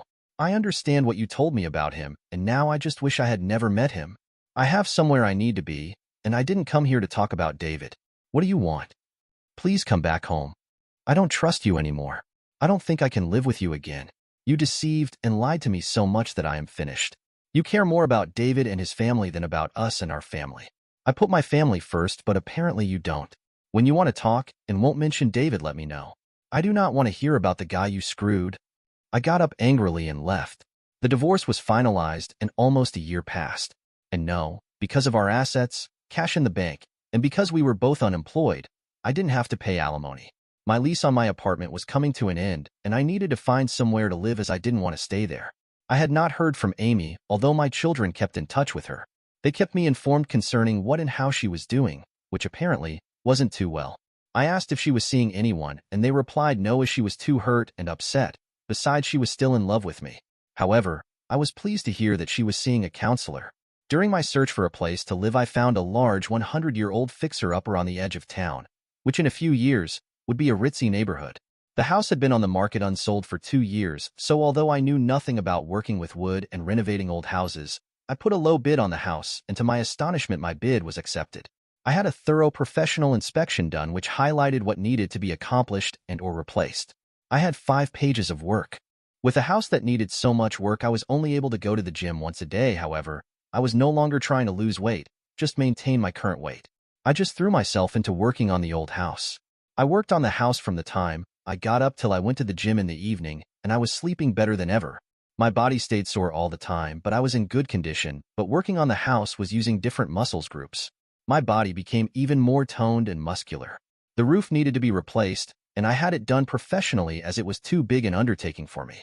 The same with the electric wiring and plumbing. I also had a new air conditioning system with ductwork installed. Those jobs have to be done by professionals, and I was happy to pay what they charged. The downside to all this was that I had overspent my budget, so further renovations had to be done as I could afford them. I realized I needed help but couldn't afford to pay very much, which ruled out long-term professional help, so I placed an ad in the local paper. Responses were few and far between. A couple of responses were from men in their 70s, and one from a high school student. A few days later, I was working outside, and it was very hot, and I was wearing baggy clothes and a hat, when a car pulled up and Amy got out. "Hello, Amy. How have you been?" "Well, not so good. You know, I lost my job. In fact, I'm having problems finding work." "Yes, someone did tell me you had lost your job, but you have enough cash and investments to live a long time. You don't really need to work. I would like to volunteer to help you renovate the house. At one time, we worked really well together as a team. We did everything together."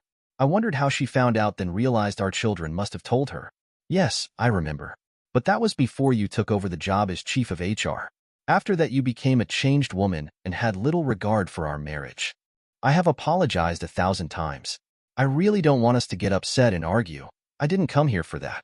I would like to work with you on the house and don't really care about the pay, whatever you can afford. I do need help and haven't been able to find anyone, so I accept your offer. However, we are divorced and I have no intentions of taking you back. Ed, I understand and accept whatever terms you think fair. Okay, be here at 7 o'clock in the morning and wear old clothes." A year and a half had passed since the last time we spent time with each other, so I was nervous. Deep down, I felt like she was trying to get back in my good graces. However, my hurt, although serious at one time, had largely disappeared, although I was determined to stay single. We had always been a good team when working together, but I needed help, so even though I was reluctant to work with Amy, I agreed. Amy actually showed up at 6:30 the next morning, and she was dressed for work. I was shaving when she arrived, so I just shouted down to help herself to coffee. I was wearing shorts and t-shirt when I entered the kitchen. Amy took one look at me and dropped her cup of coffee. "Ed, what happened to you? I have never seen you looking so buff. And when did you start shaving your head?" "I started working out when I retired, but you never took the time to notice. In all, I have lost 65 pounds and 6 inches in the waist." I have been lifting weights and now actually have a six-pack. I lifted my shirt to show her. Oh my God, Ed. How could I have been so blind not to have noticed? Have you been learning how to fight too? Yes, I have been boxing since I retired too. If you had taken the time to notice, you would have seen bruises on my body and face when we were still together. I've often wondered how you took on David, especially after he laid you out on the floor. You were able to come back and beat him fair and square. I've never seen you lift a finger against anyone, and I thought that was so out of character for you. Well, I thought I was fighting for my woman, the love of my life. I had luck on my side because he was pretty slow. I've improved a fair bit since then. He wouldn't stand a chance with me now. I feel so stupid, was totally blinded when I held the top HR job. I thought everyone was below me, including you, so I shut out everything and everyone that meant something to me. I thought you were a different person when you were promoted. You were also wrapped up with someone else, so even though we were married and living together, you never actually saw or listened to me. I'm sorry I was so selfish. I've been going to a counselor and hope you will be able to see it changed me. We cleaned the spilled coffee, sat down, talked about the house and what work was required. She talked about always wanting a house like this, but we never had the time, money, or skills to renovate one. I replied that I still question my skill level, and if I had the money. Renovating an old house is terribly expensive. We both agreed the house would be wonderful when finished. Amy saw things differently from me, so having her input was welcome, although I still questioned how we would work together. Just so you know up front. As far as I am concerned, this is just a job, and I will make no promises when the work is finished. We are divorced and I aim to stay that way. I had told Amy this yesterday, but I needed to reinforce my intentions. I understand. I just want something to keep me busy. I can get by without pay, but I want to feel useful. We've always worked well together, and this is really important to me. I would like to see your renovation to the end. I will have no expectations when the job is finished, I promise. Okay, we are going to start by painting the outside walls and windows. Then we will start inside. But before we do anything, the outside walls have to be prepped. Amy was much more agile on the ladder than me, so I turned over the higher areas to her, and she did a wonderful job. She could climb up and down that ladder like a monkey. She was also a much quicker painter than me. We spent 10 days painting the outside of the house. The days were hot, and I usually painted in just my cargo shorts. I caught Amy staring at me several times. I think she saw a different person, but I wasn't sure if she liked what she saw or not. Amy started wearing less too. Gone were work clothes replaced by gym shorts and halters. She was as beautiful as ever. Our working relationship grew a little each day. We laughed and shared good memories from the past. Amy packed a picnic lunch each day for both of us, and we would sit under the big oak and share our food. I hate to use the word romantic, but our lunches were, and I started looking forward to them. We worked a long day from 6 a.m. till 6 p.m., only stopping for lunch or a cup of coffee. With two of us working, we were able to accomplish so much more. Not to mention that Amy worked quicker. We were a good team. Amy started volunteering to stop a few minutes early to make dinner before she went home. The food was delicious, and naturally I had to ask her to stay for dinner. This became a regular thing for us. I did not want to admit that we were getting closer as a couple. We never argued, had cross words, or spoke of her past indiscretion. I had mixed feelings about Amy. I enjoyed her company, she was an awesome worker, and true to her word, she never mentioned the pig she screwed, nor did she ever even suggest us getting back together. We just enjoyed each other's company. We had been trying to sell our house that we had shared for so long, and finally it sold. After a year and a half on the market. We had 30 days to close, so we had to empty the contents. Also, Amy had to find a new place to live because she was still living in the family home. Amy suggested since the furniture was half mine, I should buy out her share and furnish the old house with our furniture. I thought that was a good idea, as all of our antique furniture would fit perfectly in the 100-year-old house, so that is what we did. We painted and decorated like crazy for 2 weeks, then hired a moving firm to deliver the furniture. Amy's things were packed and stored in my garage. The house still required a tremendous amount of work, and the interior rooms were not completely finished, but we moved the furniture in anyway. We both admitted the house felt like a home, and were both pleased with our efforts. Amy, go home, shower, put on some fancy duds, and we will go out to eat to celebrate. She thought for a moment and then, do you mean go out as in a date? Yes, okay. I will pick you up in an hour. We both thought, and then realized our old house no longer had furniture or clothing as everything had been packed. Amy had intended to check into a cheap hotel until she could find an apartment. Let's get your suitcases out of the car, and you can stay in the guest bedroom until you can sort out a place to stay. You can use the shower in the hall opposite your bedroom. I am not sure what clothes she had in her suitcases, but when she came downstairs, she was dazzling, sexy, and classy. You look wonderful. I had forgotten how well you clean up. Thanks. I don't have a lot of clothes to choose from, as I had not expected to be going out to dinner. We shared a bottle of wine during dinner, and although we both ate, I think we were too nervous to appreciate the good food. There was a band playing in the bar, so after we finished eating, we found a table in the bar area. The band was playing golden oldies, which were perfect for dancing, and I soon found Amy in my arms. She commented on how hard my body was. I asked if it was a good thing or bad. Oh, it's good, believe me. We returned to our table, and I excused myself to use the bathroom. I half expected to find Amy dancing when I returned, but she was still at the table. I asked her if anyone had asked her to dance, and she just replied a couple of men had approached her, but she told them she was waiting for me. Even after I returned, men were asking Amy to dance, and she always had the same reply that she was saving her dances for me. I got up to refill our drinks, and a woman at the bar started flirting with me. I talked to her a minute too long. Amy approached the lady and said, "Honey, this man is mine. Go put your hooks in someone else." On the way back to the house, Amy thanked me for a wonderful evening and apologized for ruining it. "You were acting like we are a couple again. I wanted to show my appreciation and take you out to eat, and you assumed we were together again. I am not sure what to make of the situation." We didn't say much the remainder of the night, but the next morning she got up and went looking for an apartment. For the first time in weeks, I was working on my own, and I discovered I missed my partner. Amy came back later that afternoon looking dejected. She had not found an acceptable apartment and was going to check into a cheap hotel that had weekly rates. "Amy, I've spent the day thinking. I would like you to continue to sleep in the spare bedroom. We can bring all of your things in tomorrow and unpack them. This is a huge step for me, so please don't make any assumptions and just give us some space. I know you aren't seeing anyone, but if you do, I ask that you not bring a man into this house. I will take you up on your offer. I had no luck today and didn't realize how hard it would be trying to find an apartment. I understand about the space and totally agree. As far as bringing anyone back to the house, I have neither dated or had sex with anyone since I cheated on you at that last conference. I have undergone months of counseling since then, and I am not the same person that I was then. I have realized since the first day you started working with me that you've changed. You are more like the Amy I was married to before you got that promotion. I like the current you much better." She agreed to do the shopping, cooking, and laundry in lieu of rent. That was an even trade in my book. We continued to work on the house. If a room that needed work contained furniture, we moved the furniture to another room. We retiled the bathrooms and refinished the hardwood floors. We weren't working quickly, but we were meticulous. I continued to go to the gym in the evening. My trainers were impressed with my boxing and encouraged me to enter an amateur boxing competition that was approaching. Because of my age, I would be boxing in my age group, not by weight. I have never done any competitive sports at all and was more than nervous. The match was scheduled during the day, so Amy and I took the day off. Amy was more nervous than me and wouldn't stop fidgeting. My trainer became my manager and assisted in my corner. My first opponent, although in the same age group, was larger than me but not as agile. The match was only 3 rounds, and I took a beating in the first 2 before laying out my opponent in the third. He didn't have the stamina to do 3 rounds, and I made him suffer for it. I was exhausted when declared the winner, but I was still standing while my opponent was on the floor being treated. I was given 2-day break before my next opponent. He was a better boxer and gave as good as he got, and we were both standing at the end.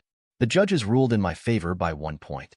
After another 2-day break, I was back, this time for the championship title.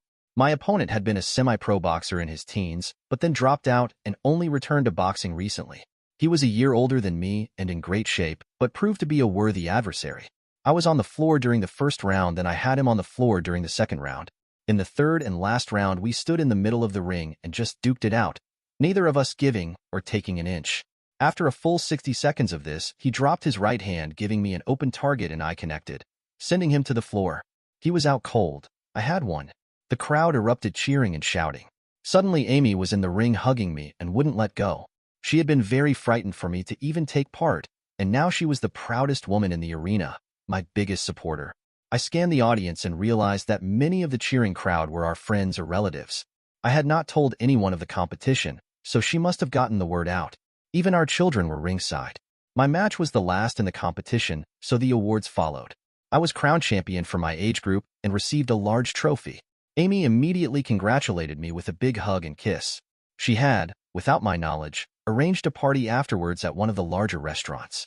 This was the first time since our split that we were both together, in the company of our children and their families. There was no awkwardness at all. There were many friends I had not seen because they just dropped off the radar after the divorce, but everyone congratulated me and showered me with compliments. Most remembered me as a pudgy fat guy. None recognized me as I entered the ring, except, of course, my ex-wife. We continued the renovation, and it was finally coming together. We were still sleeping in separate bedrooms, and of course not having sex, but otherwise we were a couple. We went everywhere together and shared everything. Amy even started going to the gym with me in the evening. We knew a day was coming when I would be forced to deal with our state of affairs, but neither of us talked about it, but the situation lingered on my mind. When Amy's bathroom was being worked on, she began to use my bathroom off the master bedroom. I forgot she was showering one day and entered the bathroom, and I had forgotten how perfect her body was, even at the age of 54. I had purposely built a large shower with many shower heads, and it was big enough for 3 or 4 people, and it took all my willpower not to crawl in with her. Seeing her with no clothes on really got my heart racing, but I didn't know what to do. I knew she would have me back in a heartbeat if I asked her, and she would share my bed even quicker. I knew the situation was completely in my hands, and I was very tempted. Amy, true to her word, never tried to reconcile with me. I needed to talk to my children who knew our situation, so I set up a conference call. I explained my feelings and asked what I should do concerning their mother. My daughter asked me to remember the day Mom went looking for an apartment and how lost I was. I remembered, only too well. My daughter then said, "If you push Mom away now, how will you feel?" I said empty and lost, because by now I had totally gotten used to her being around. We were having a great time together, so why kick her out? So that was my answer. It had been right in front of me all along. We had become great friends, but without benefits, and I needed the benefits. That night I took Amy out to one of the better restaurants in town. We shared a bottle of our favorite wine. "Amy, are you happy?" She looked at me for a moment, then replied, "Yes, there are things that are missing, but yes, I am very happy." "What is missing that would make your life complete?" Amy looked at me like she really didn't want to answer. "I'm really not comfortable answering, but since you have asked, I miss the intimacy that we used to share. I miss the smell of your body. I miss sleeping in the same bed as you. I miss the sex we used to have. Do you really want me to continue? Do you think we can go back to where we used to be?" "Ed, that is impossible, as we both have changed. Neither of us are the same person we were before our divorce. I think we have both grown, and speaking for myself, I feel like a different person. I have not only regained the values I somehow lost, but found a few new ones, and I would like to get past my mistakes. Would you consider moving back into my bedroom? Let's take it slow, and maybe in time we can get back to where we used to be." I did not say a word, and I just walked back to my room. Amy and I reconciled, but we never remarried. I told her that I would never get married again, and our relationship needs to start afresh, like we never met before. Only then can I ever get over what she did to me. We are now a couple in every sense of the word and are in love. We continued to renovate the old house till it met our satisfaction, and now we are extremely proud of it. Amy and I did most of the work ourselves, having never done anything like this before. Once the house was finished, we started landscaping the yard. I still go to the gym and still box, although I don't plan on entering any more competitions. Neither of us plan to work again, but live on my pension and our investments. We aren't rich or even comfortable, but we do okay. You don't need a lot of money if you are in love. Hey, welcome to Cheating Tales Lab. Thank you so much for clicking on today's video. We've got another thrilling story to share, and we hope it's one you'll enjoy. Now, let's get started. Austin Hamilton's head throbbed as he pulled into the driveway of his suburban home. 36 hours in the ER had left him bone-weary, but a small smile played at the corners of his mouth. He had plans to surprise Jana for their upcoming anniversary. 5 years of marriage deserved something special. The house was quiet when he entered. Too quiet. Austin's brow furrowed as he heard Jana's voice drifting from the kitchen, punctuated by giggles. "Oh, Gregory, you're terrible," she said, her tone light and playful. "My work husband indeed." Austin's fingers tightened on his briefcase. Gregory again. That name had been coming up more and more lately. Always with a laugh. Always with a story. Always with Jana's eyes sparkling just a little too brightly. He cleared his throat as he rounded the corner. Jana's head snapped up, phone clutched to her ear. "Oh, Austin, you're home," she said, her voice an octave too high. "I've got to go," she added quickly into the phone before ending the call. Austin watched her face carefully. A flicker of something passed across it before settling into a neutral expression. "How was your shift?" Jana asked, busying herself with straightening some papers on the counter. Austin shrugged. dropping his briefcase on a chair. Long challenging. Had a guy come in with a nail gun accident. Nearly lost his hand. He waited for Jana to react, to ask for more details like she usually did. Instead, she just nodded, her eyes distant. Hey, Austin said, moving closer. I was thinking about our anniversary next month. What do you say we do something special? Jana's eyes widened slightly before she forced a smile. Oh, right. Sure, we can figure something out. Austin frowned. This wasn't the reaction he'd expected. Where was the excitement? The suggestions? The teasing hints about gifts? Everything okay? He asked, studying her face. Jana nodded quickly. Of course. Just work stuff on my mind. You know how it gets. Austin did know. But something about this felt different. Wrong. He pushed the feeling aside, chalking it up to exhaustion. Well, I'm beat. Think I'll grab a shower and hit the sack, he said, heading for the stairs. Okay, Jana replied, already turning back to her phone. Sleep well. As Austin climbed the stairs, he couldn't shake the uneasy feeling in his gut. Something was off with Jana. He just couldn't put his finger on what. The next few weeks did nothing to ease Austin's concerns. If anything, they grew. Jana was spending more and more time at work, often coming home late with vague explanations about client meetings or project deadlines. And then there was the cologne. Austin first noticed it one night when Jana stumbled in well past midnight. It wasn't his. It wasn't anything she'd bought him. It was different. Spicy. Masculine. When he asked about it the next morning, Jana laughed it off. Oh, that must have been from hugging goodbye after drinks with the team. You know how those finance guys like to drench themselves in the stuff. Austin nodded, but the explanation sat uneasily in his stomach. Work became a welcome distraction. The ER was as chaotic as ever, a constant stream of life and death decisions that left little room for personal worries. Austin threw himself into his cases, earning admiring glances from the nurses and respect from his fellow doctors.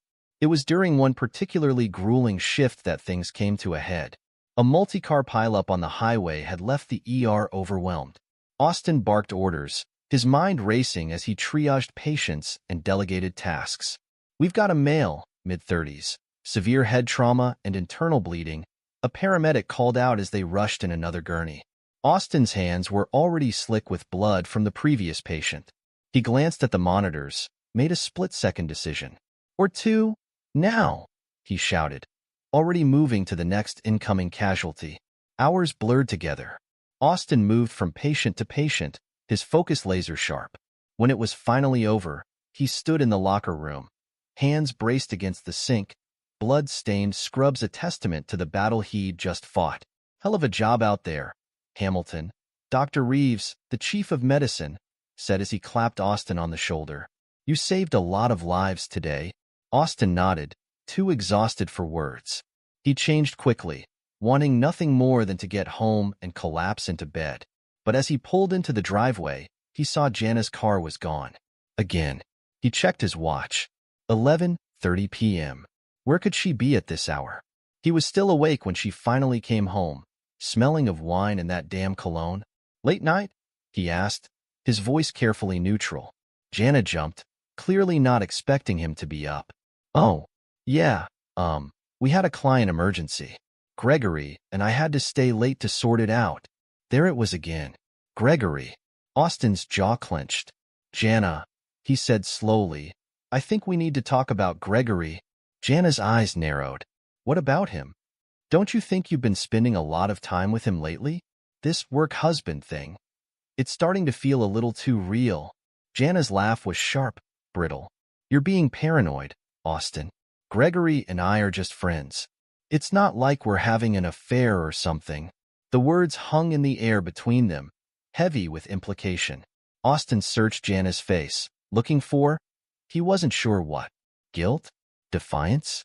He found nothing but cool detachment. Right? He said finally, turning away. Of course not. As he climbed the stairs to their bedroom, leaving Jana in the living room, Austin couldn't shake the feeling that something fundamental had shifted between them. The uneasy feeling in his gut had bloomed into full-blown dread. Their anniversary was approaching fast. Austin had made reservations at Jana's favorite restaurant, a surprise he'd been planning for weeks. But now, as he lay in bed listening to Jana move around downstairs, he wondered if there would be anything left to celebrate.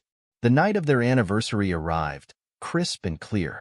Austin left work early, a spring in his step despite the gnawing worry in his gut.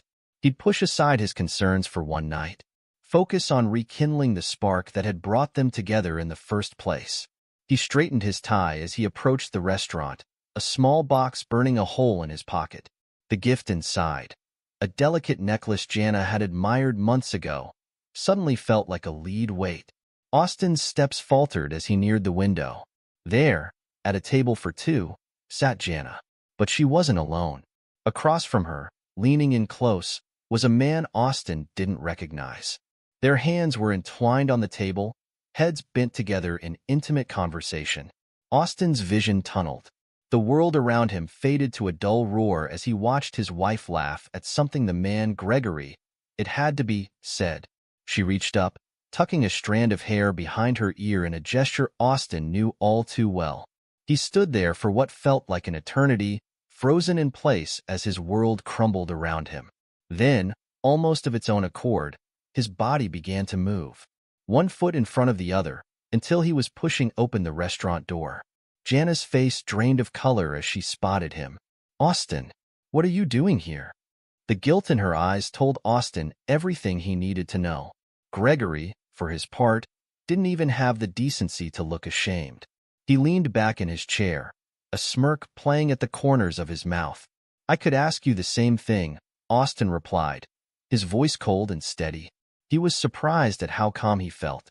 The storm of emotions he'd expected was nowhere to be found. In its place was a steely resolve. "I came to surprise my wife on our anniversary, but it seems I'm the one getting the surprise." Gregory stood, his posture confrontational. "Look, man, why don't you just leave? Jana and I were having a nice evening." Austin's eyes narrowed, but he maintained his composure.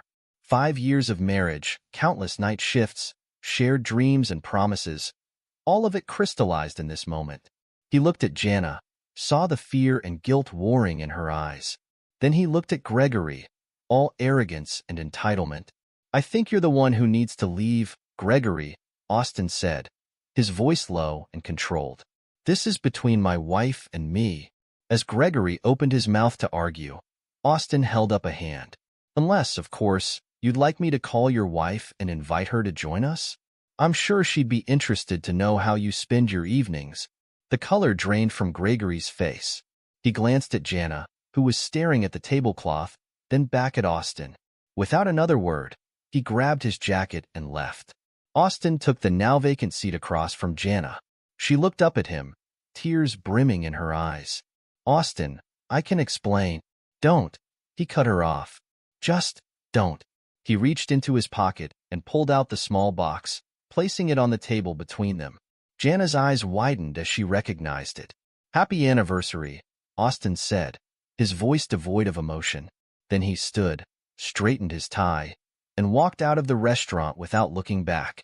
As he stepped into the cool night air, Austin felt a weight lift from his shoulders. The path ahead was uncertain, filled with lawyers and paperwork and painful conversations. But for the first time in months, he felt like he could breathe.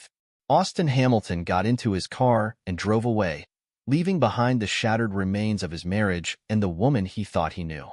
Tomorrow would bring its own challenges. But tonight?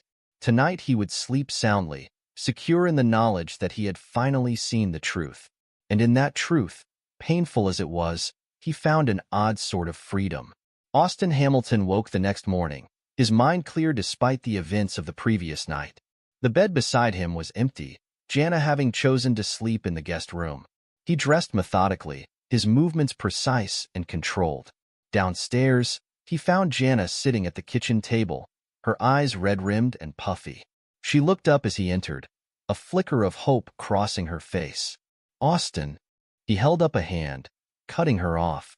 "I'm filing for divorce." The words hung in the air between them, heavy and final. Jana's face crumpled, tears spilling down her cheeks. "Please, Austin," she begged, her voice breaking. "It was a mistake." We can work through this. Austin regarded her coolly, unmoved by her tears. You've made your choice, Jana. Now you have to live with it. He turned away, pouring himself a cup of coffee. Behind him, Jana's sobs grew louder, more desperate. But Austin felt nothing. The love he'd once held for her had calcified into something hard and unyielding. I'll be staying at a hotel for the time being, he said, not bothering to look at her. My lawyer will be in touch. As he left the house, briefcase in hand, Austin allowed himself a small smile. Jana didn't know it yet, but he'd been prepared for this eventuality. Last night, after leaving the restaurant, he'd made a call to Walter Daniel, the most ruthless divorce attorney in the city. Walter's reputation preceded him. He was known for leaving scorched earth in his wake, ensuring his clients walked away with everything while their soon-to-be ex-spouses were left with nothing but regrets. Austin's phone buzzed as he got into his car. A text from Walter, meeting set for 2 p.m. We'll nail the cheating bitch to the wall. Austin's smile grew wider as he drove to the hospital. Today was shaping up to be a good day after all. At the hospital, Austin threw himself into his work with renewed vigor. The chaos of the ER was a welcome distraction from his personal life. He moved from patient to patient, his focus laser-sharp, his decisions quick and decisive. Dr. Hamilton, a voice called out as he finished stitching up a nasty laceration. Austin looked up to see Dr. Reeves, the chief of medicine, beckoning him over. Walk with me, Dr. Reeves said, leading Austin away from the bustle of the ER. They walked in silence for a moment before Dr. Reeves spoke again. I'll cut to the chase, Hamilton. We're creating a new position, Chief of Emergency Medicine. I want you for the job. Austin blinked, momentarily taken aback. I'm flattered, sir, but... No buts, Dr. Reeves cut him off. You're the best damn doctor in this place. That multi-car pileup last week? You saved lives that night, Hamilton. Lives that would have been lost under anyone else's watch. Austin considered the offer. Chief of Emergency Medicine. It was a prestigious position, one that would come with more responsibility, more resources, more influence. And right now, influence was exactly what he needed. When do I start? Austin asked, his decision made. Dr. Reeves clapped him on the shoulder, grinning. That's what I like to hear. We'll make the announcement next week. In the meantime, keep this under wraps, all right? Austin nodded, already thinking of how this new position would play into his divorce strategy. More money, more prestige. It all worked in his favor. As he headed back to the ER, Austin's phone buzzed again. Another text from Walter. Meeting moved to 4 p.m. Bringing financial advisor. Time to protect your assets. Austin smiled. Everything was falling into place. At precisely 4 p.m., Austin walked into Walter Daniel's office. The lawyer was a small, weasel-faced man with sharp eyes that missed nothing. He grinned as Austin entered, revealing a mouthful of 2 white teeth. Dr. Hamilton, Walter said, gesturing to a chair. Please sit. We have much to discuss. Austin took a seat, nodding to the other man in the room, presumably the financial advisor Walter had mentioned. Now, Walter began, leaning forward. Tell me everything. For the next hour, Austin laid out the details of his marriage, Jana's infidelity, and his suspicions about their finances. Walter listened intently, occasionally jotting down notes. When Austin finished, Walter's grin had grown predatory. Oh, this is good, he said, rubbing his hands together. We're going to destroy her, Dr. Hamilton. By the time we're done, she'll be lucky if she has a pot to piss in. The financial advisor cleared his throat. If I may, he said, sliding a folder across the desk. I've taken the liberty of reviewing your finances, Dr. Hamilton. There are several steps we can take immediately to protect your assets. Austin leaned forward, all ears. For the next 2 hours, they devised a strategy that would leave Jana with nothing. By the time Austin left Walter's office, he felt a sense of grim satisfaction. Jana had made her bed with Gregory. Now she'd have to lie in it, alone and penniless. Over the next few weeks, Austin settled into his new routine. Days at the hospital, nights poring over financial documents and legal strategies.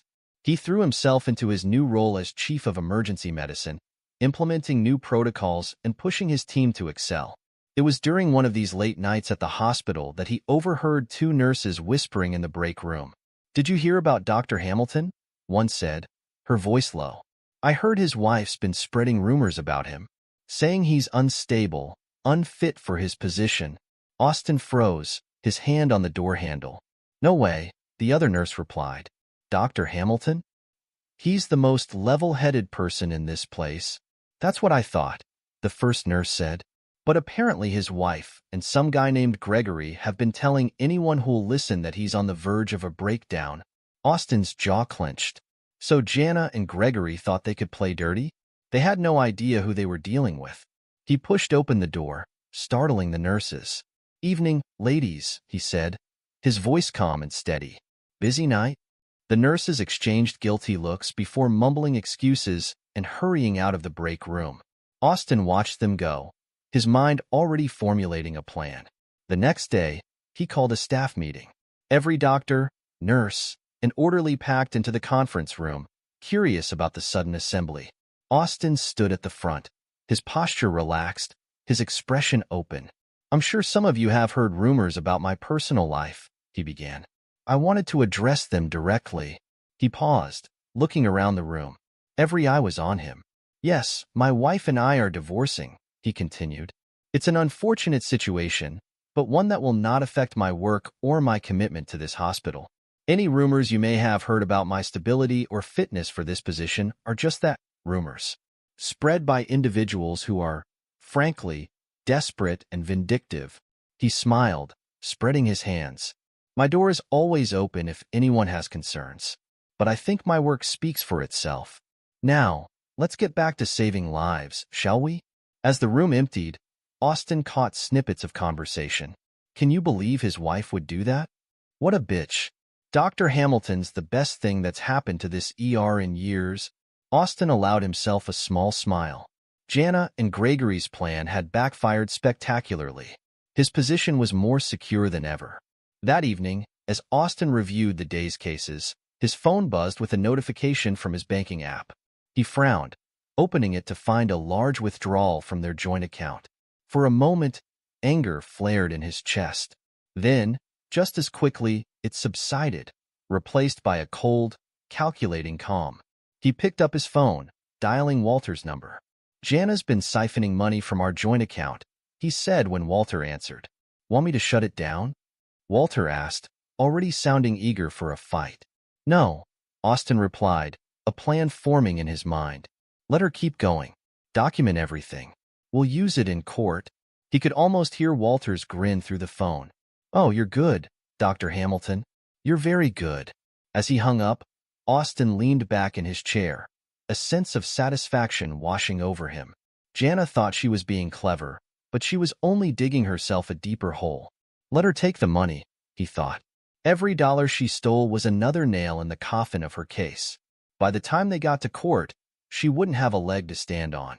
Austin turned back to his work, feeling more in control than ever. Jana and Gregory had no idea what was coming for them, but they would. Soon enough, they would. Weeks turned into months, and the divorce proceedings dragged on. Austin watched with detached amusement as Jana grew increasingly desperate. She tried every trick in the book, crying, begging, threatening. Nothing worked. One evening, as Austin was leaving the hospital, he ran into Tom and Sarah, a couple he and Jana used to double date with. Their faces were tight with discomfort as they spotted him. "Austin," Tom said, nodding stiffly. How are you?" Austin smiled, all warmth and charm. "I'm doing well, thanks for asking. How are you two?" Sarah shifted nervously. "We're fine. Austin, we wanted to talk to you about something Jana told us." Austin's smile didn't falter. "Oh? What did she say?" Tom cleared his throat. Well, she said you were controlling. Abusive, even.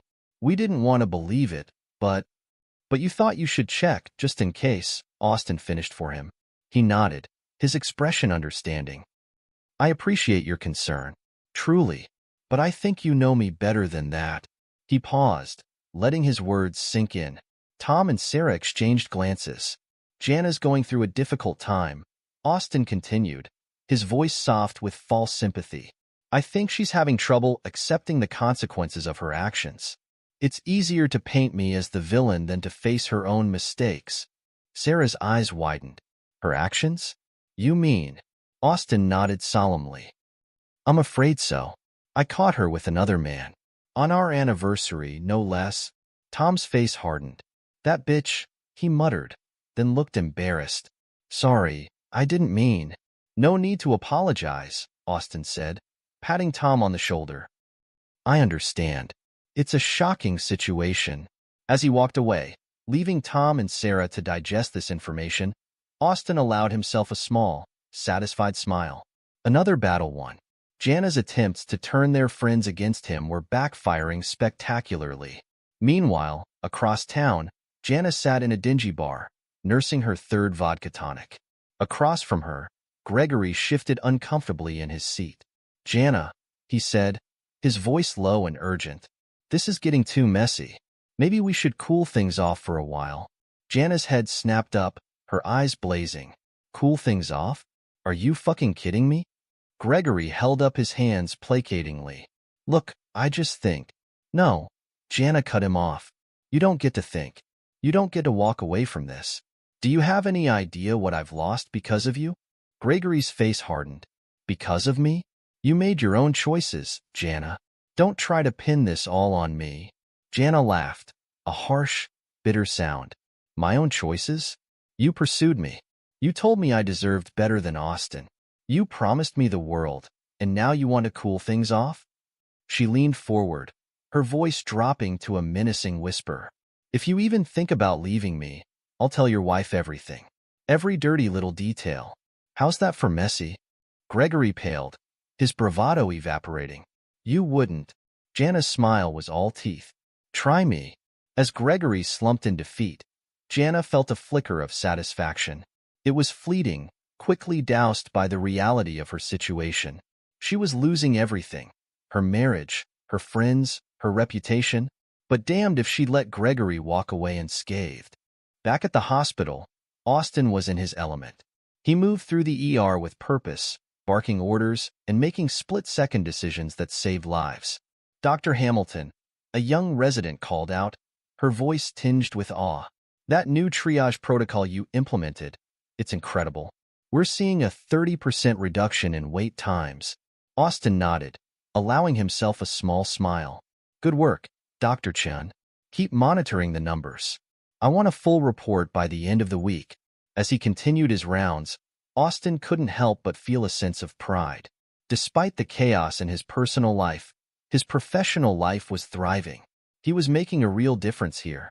Later that night, as he sat in his office reviewing patient files, Austin's phone buzzed with a text from Walter.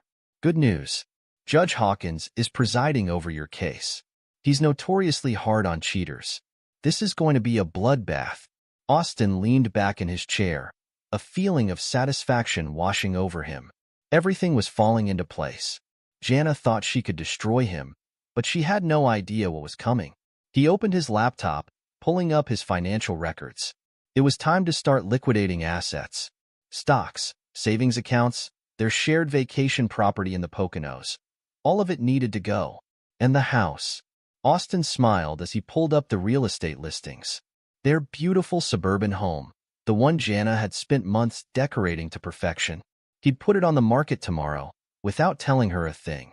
As he worked late into the night, Austin felt a sense of grim determination. Jana had made her choice. Now she'd have to live with the consequences. The courthouse loomed before Jana, its imposing facade a stark reminder of the battle she was about to face.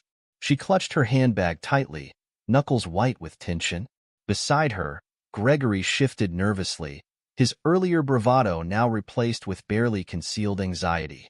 Ready? Jana asked, her voice tight. Gregory nodded, not meeting her eyes. Let's get this over with. As they climbed the steps, Jana allowed herself a moment of hope. They had gathered what they believed to be damning evidence against Austin. Surely, the judge would see through his act, recognize him for the controlling, abusive monster she'd painted him to be. Inside, the courtroom was a buzz of activity. Jana's eyes immediately found Austin, sitting calmly at the plaintiff's table. His posture was relaxed, his expression neutral. Beside him sat his attorney, Walter Daniel, a predatory gleam in his eyes. Jana's stomach churned. This wasn't going to be easy. As the proceedings began, Jana watched with growing horror as Walter systematically dismantled every claim she and Gregory had brought forward. For each accusation of abuse or control, Walter produced witnesses, colleagues, friends, even Jana's own family members, who testified to Austin's character and integrity. Then came the financial evidence.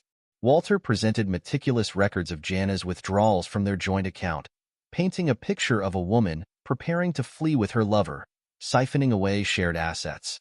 "Your Honor," Walter said, his voice smooth as oil, "it's clear that Mrs. Hamilton's claims are not only baseless but malicious. She has attempted to destroy my client's reputation and career, all while engaging in an extramarital affair and financial misconduct." Jana's lawyer, a cheaper alternative to Walter, looked overwhelmed. He fumbled through his notes, searching for a counter-argument that never came. The final blow came when Walter produced a series of emails between Jana and Gregory, dating back months before the affair was discovered. Their contents were explicit, leaving no doubt about the nature of their relationship. Jana felt the blood drain from her face as the judge read through the emails, his expression growing increasingly stern. Beside her, Gregory had gone pale, his eyes darting towards the exit. As the judge delivered his ruling, Jana felt the world crumbling around her. The divorce was granted, with all of Austin's claims upheld. She was left with nothing but her personal belongings and a paltry alimony that would barely cover rent for a modest apartment. "This court finds in favor of the plaintiff, Dr. Austin Hamilton," the judge declared. "Mrs. Hamilton's claims of abuse and control are dismissed as unfounded and potentially defamatory. Given the evidence of her infidelity and financial misconduct, she will receive only the minimum alimony as required by law." Jana sat in stunned silence as the courtroom began to empty. She turned to Gregory, seeking comfort or reassurance, only to find him already halfway to the door. "Gregory," she called out, her voice breaking. He paused, looking back with a mixture of pity and disgust. "I'm sorry, Jana. I can't do this anymore. It's over." And with that, he was gone, leaving Jana alone in the rapidly emptying courtroom. She stumbled to her feet, making her way out to the courthouse steps on unsteady legs. The bright sunlight felt like a mockery of her dark mood. Jana stood there, blinking back tears, the full weight of her situation crashing down upon her. She had lost everything: her marriage, her home, her reputation, and now even Gregory had abandoned her. As reality sank in, Jana felt a wave of nausea wash over her. What was she going to do now? Where would she go? The future, once so bright with promise, now loomed before her, dark and uncertain. Meanwhile, Austin exited the courthouse, Walter at his side. The lawyer was grinning, clearly pleased with their victory.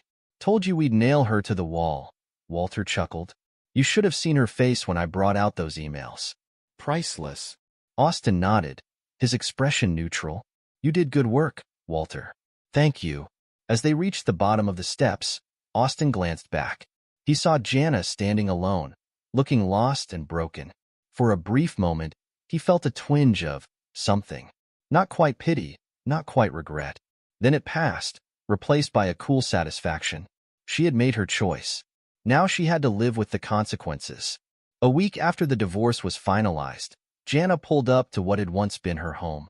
The sight that greeted her made her heart sink. The house was empty, windows bare of curtains, and a large "Sold" sign stood proudly on the manicured lawn. She sat in her car, hands gripping the steering wheel, trying to process what she was seeing. This couldn't be happening. Surely, Austin wouldn't have. The sound of another car pulling up broke her from her thoughts.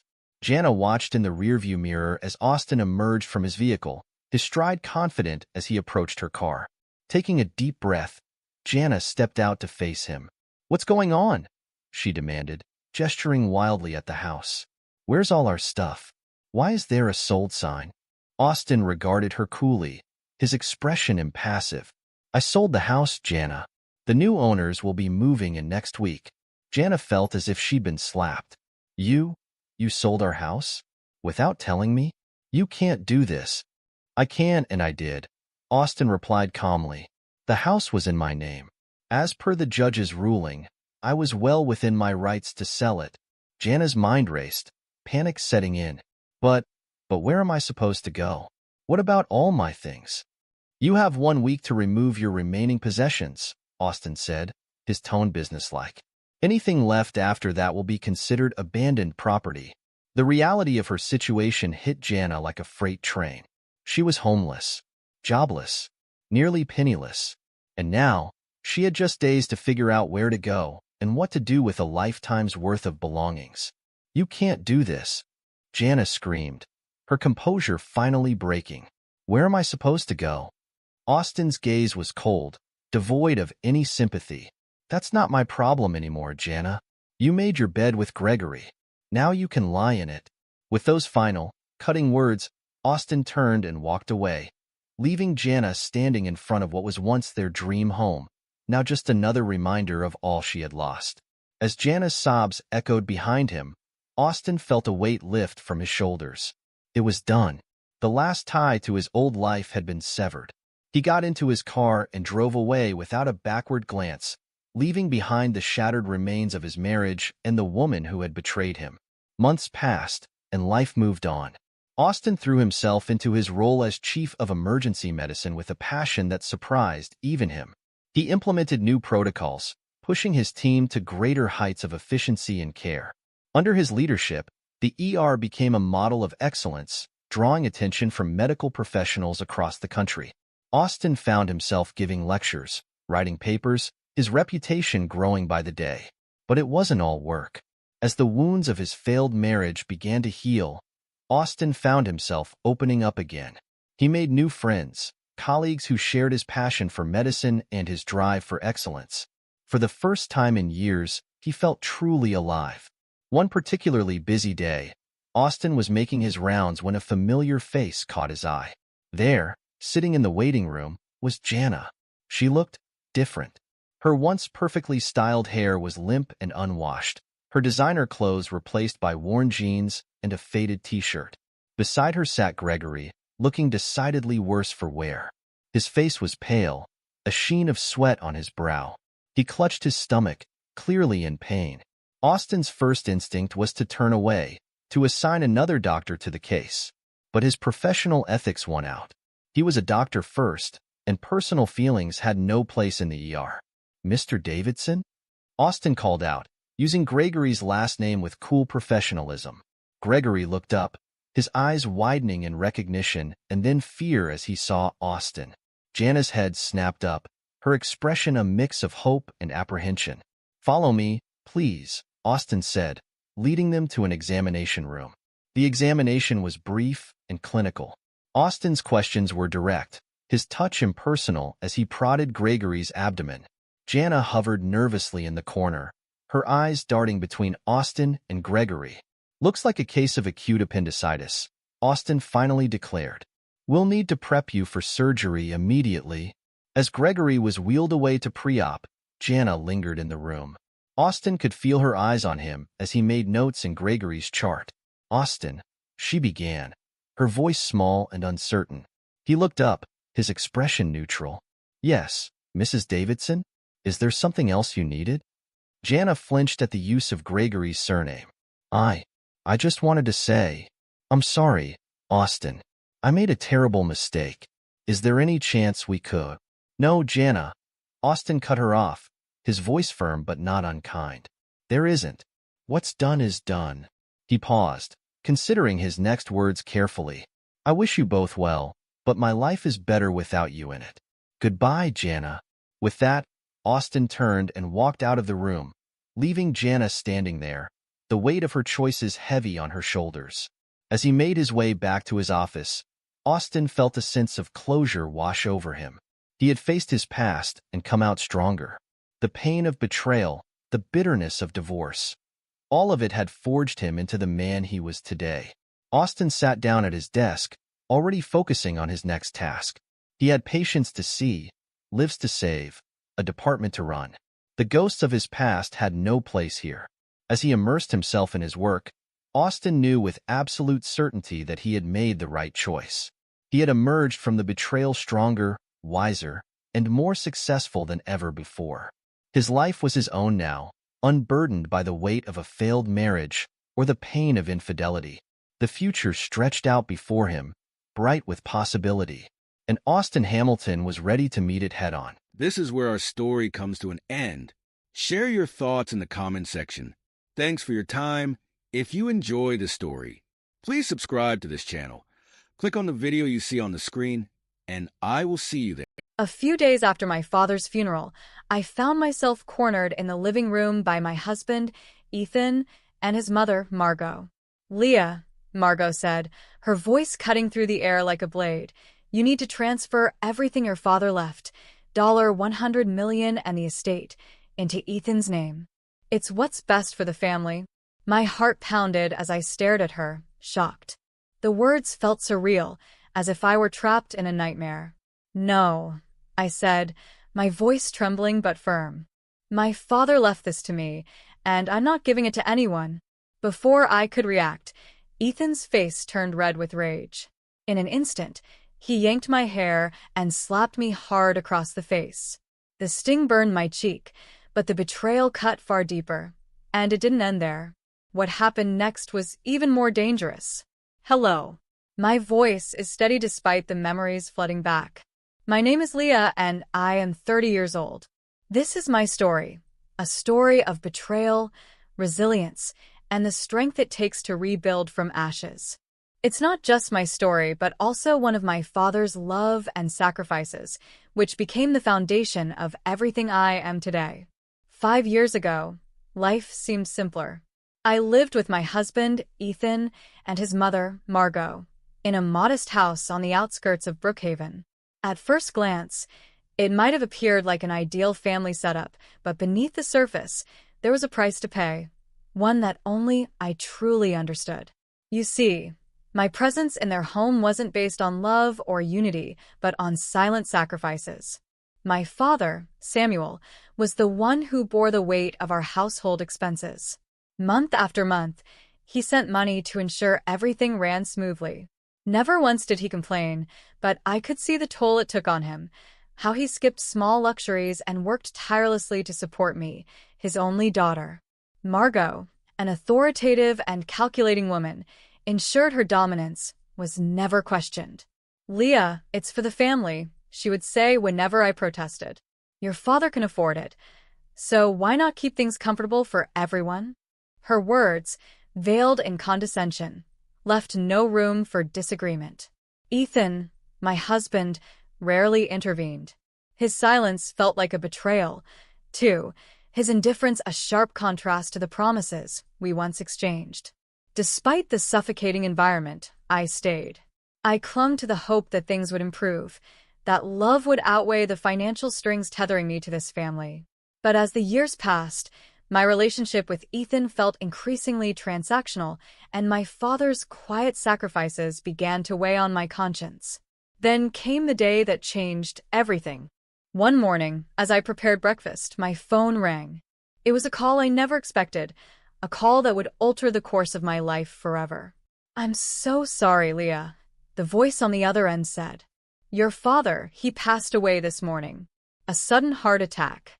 The world stopped spinning. My father, my protector and anchor, was gone. I felt my knees buckle, the weight of grief too heavy to bear. For days, I moved like a ghost, my mind consumed with memories of him. He had always been there for me, and now, in the most profound way, he was gone. The days following my father's death were an unbearable haze of grief and numbness. It felt as though the world had lost its color, leaving me in muted, endless gray.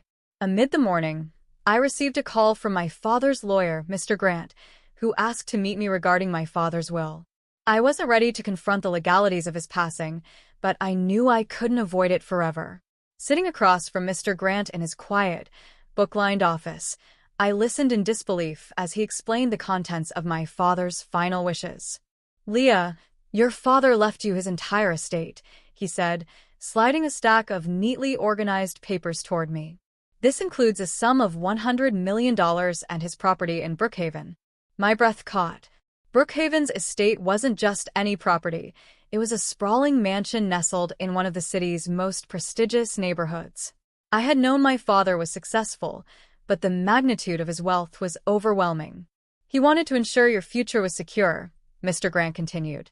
He was very clear that this inheritance is solely for you. I nodded, barely able to comprehend the weight of his words. This wasn't just wealth. It was a symbol of my father's love and sacrifices. Though the money was significant, it didn't fill the gaping void left by his absence. When I returned to the house I shared with Ethan and Margot, I made the decision to keep the inheritance a secret for now. It felt deeply personal, a gift from my father meant to protect me. But secrets have a way of revealing themselves, especially when those around you are watching closely. It wasn't long before Ethan and Margot began to notice subtle changes. My quiet trips to the estate, my meetings with the lawyer, and the documents I carefully organized. All piqued their curiosity.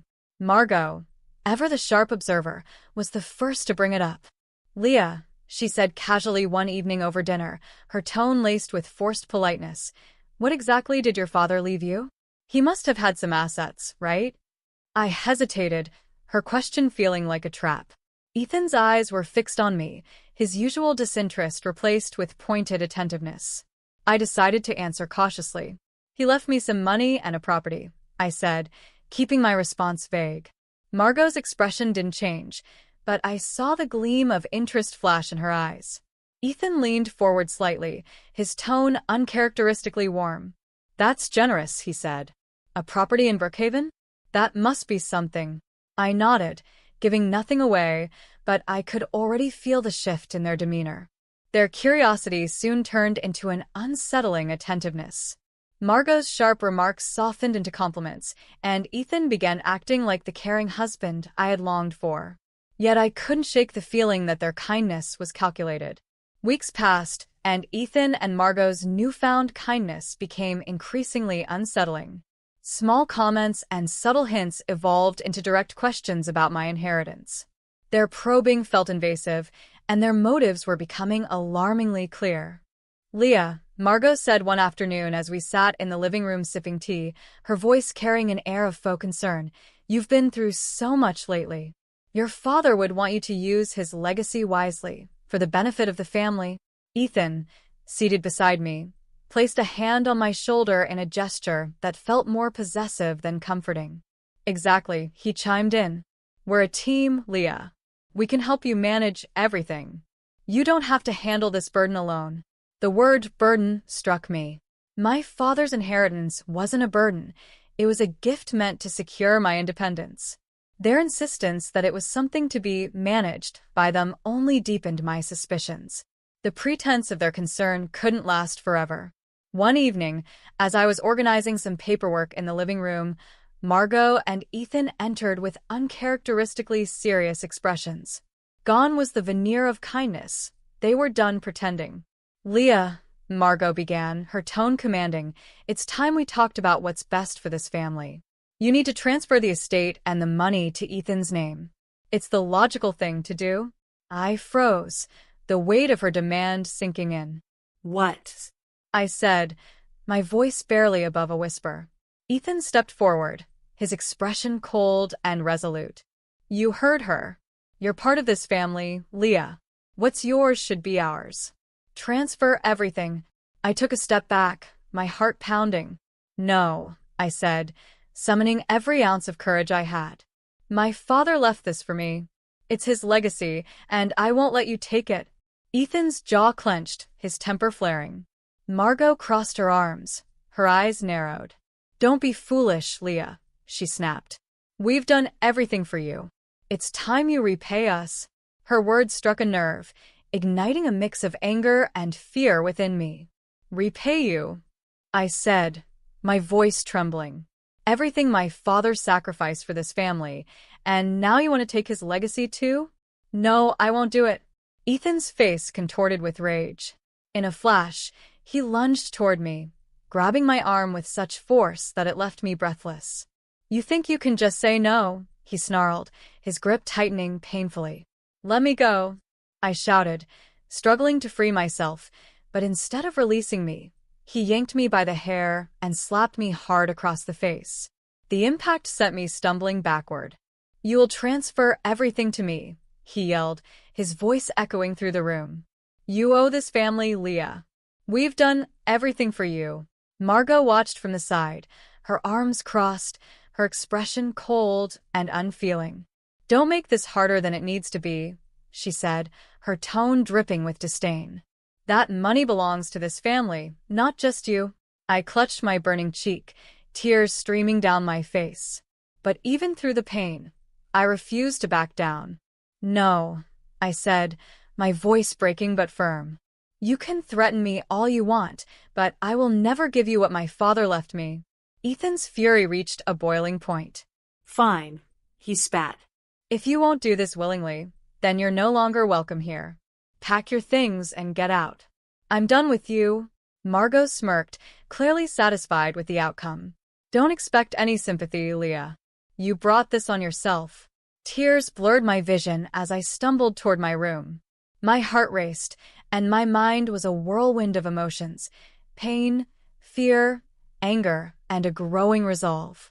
I had given everything to this family, and this was how they repaid me. As I packed my belongings, I realized this was no longer just about my inheritance, it was about reclaiming my dignity and my life. Ethan appeared at the door moments later, divorce papers in hand. He thrust them toward me with a sneer. "Sign these before you leave," he said coldly. "You're nothing without this family. Good luck surviving on your own." I snatched the papers from him, refusing to let him see my tears. "I don't need your luck," I said, my voice steady despite the storm inside me.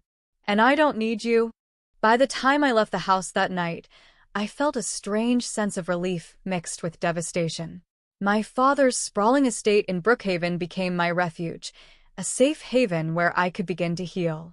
But even amidst the safety of my new surroundings, the bruises on my face and the ache in my heart served as constant reminders of Ethan and Margot's cruelty.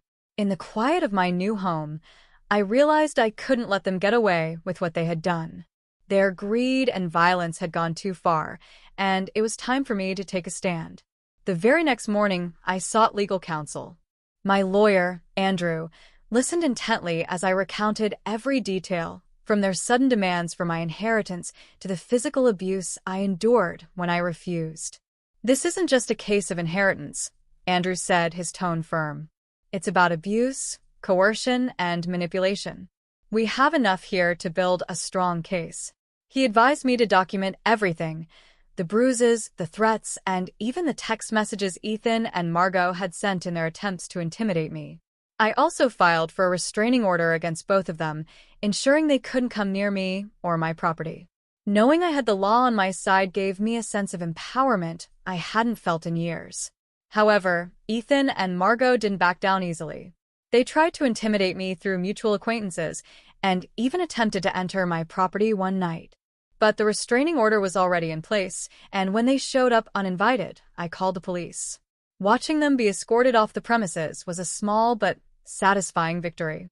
The legal battle began soon after when Ethan contested my father's will, claiming that as my husband, he was entitled to a portion of the inheritance. His argument was weak, built on lies and entitlement, and Andrew dismantled it piece by piece in court. Margot, ever the manipulative figure, tried to sway the proceedings, but her arrogance became her downfall. During the trial, the evidence of their abuse became the turning point. Photographs of my bruised face, witnesses who had overheard their threats, and text messages demanding the inheritance painted a damning picture of their greed and malice.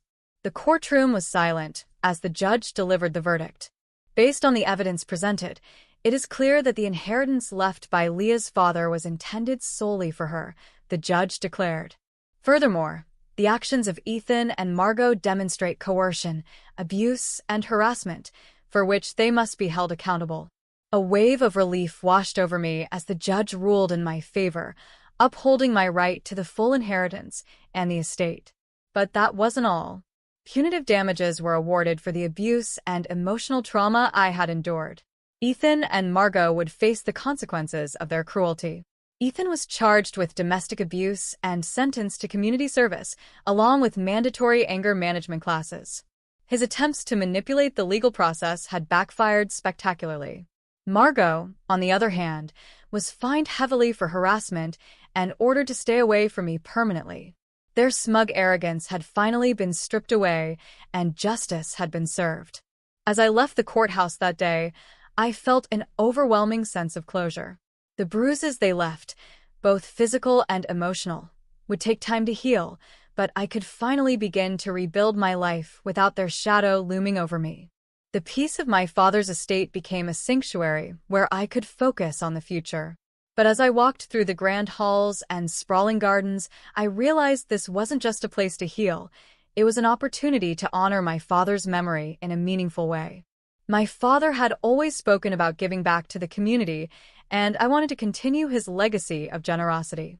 After weeks of reflection and planning, I decided to transform the estate into a shelter for women who had endured domestic abuse.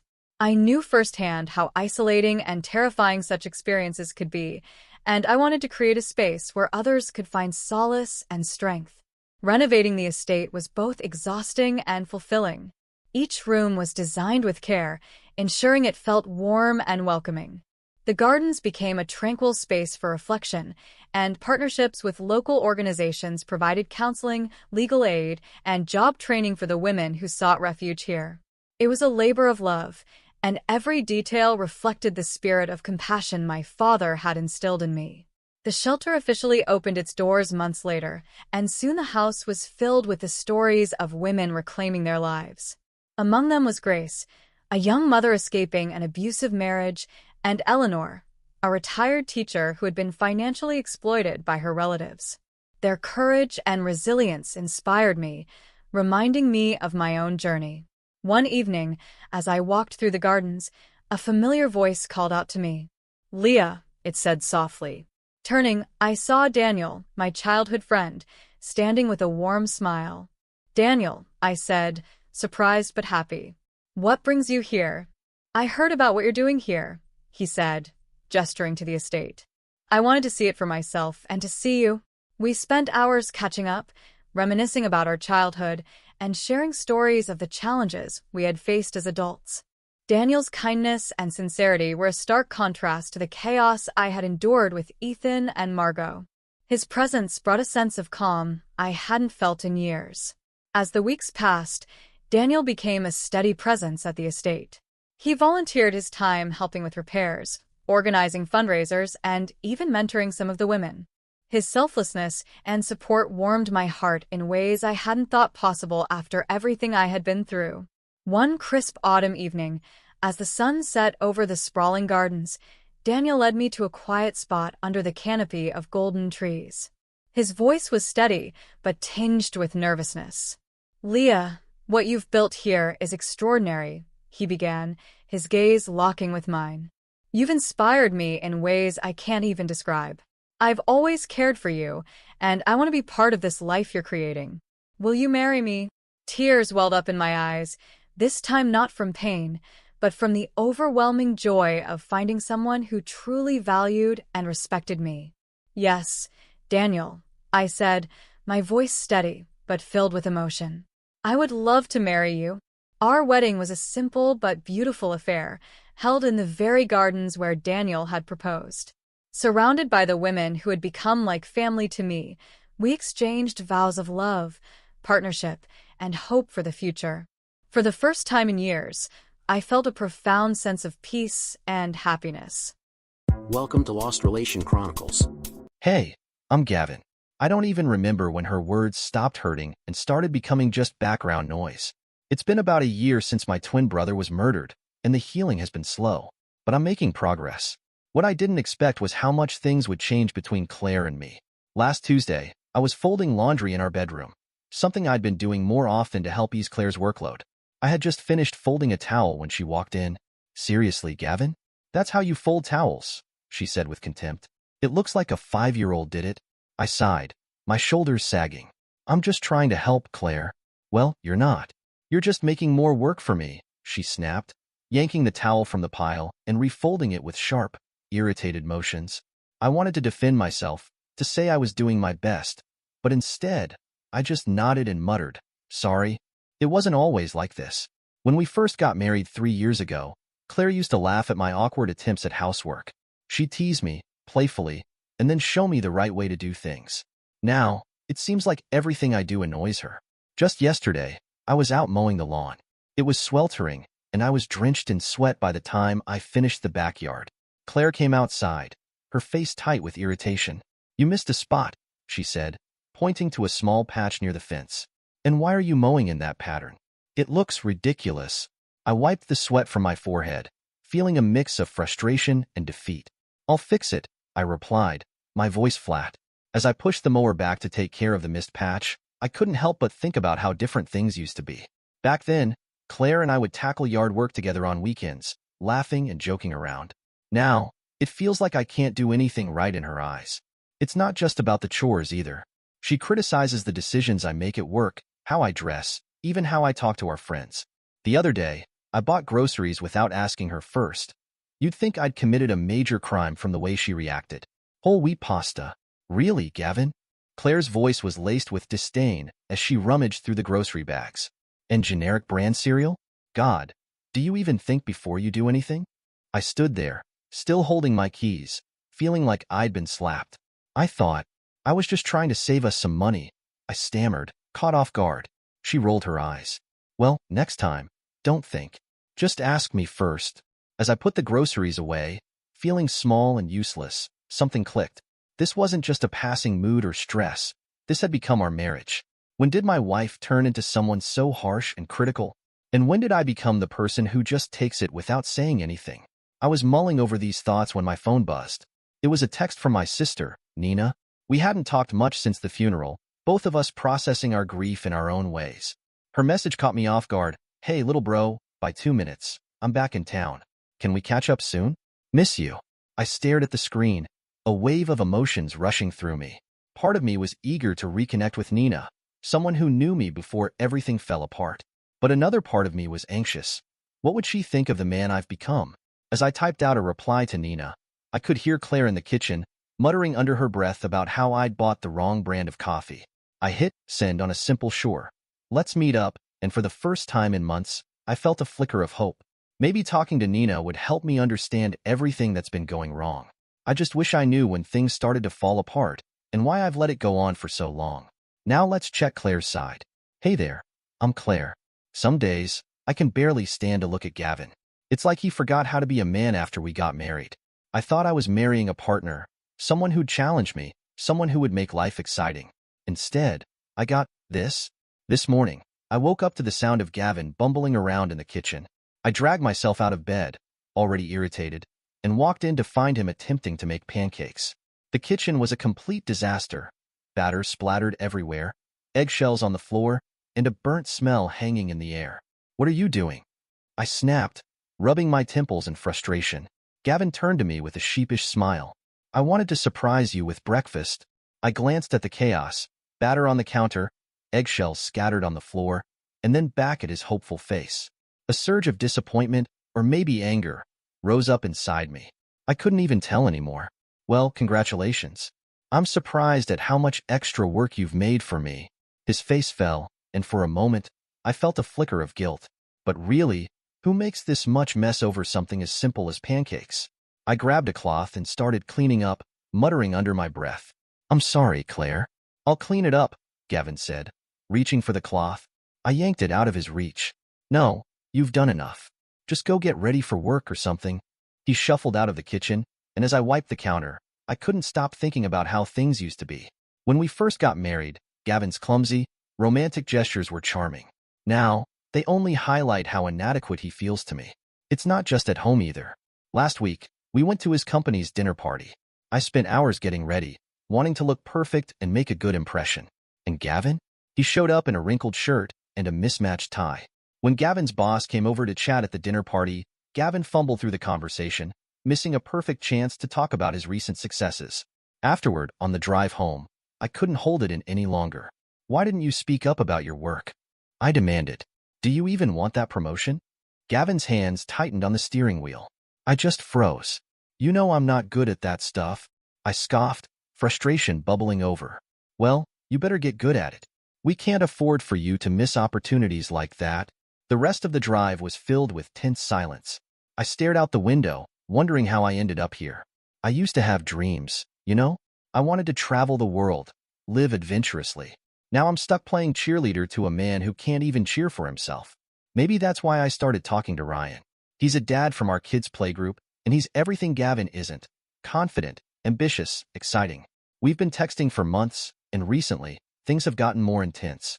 I know it's wrong. I do. But when Ryan tells me I'm beautiful, when he listens to me talk about my dreams without that blank, uninterested look Gavin always gives me, I feel alive again. I feel seen. Yesterday, while Gavin was at work, Ryan and I met for coffee. We talked for hours, about everything and nothing. His eyes lit up as he shared his plans to start a new tech company, his passion and excitement contagious.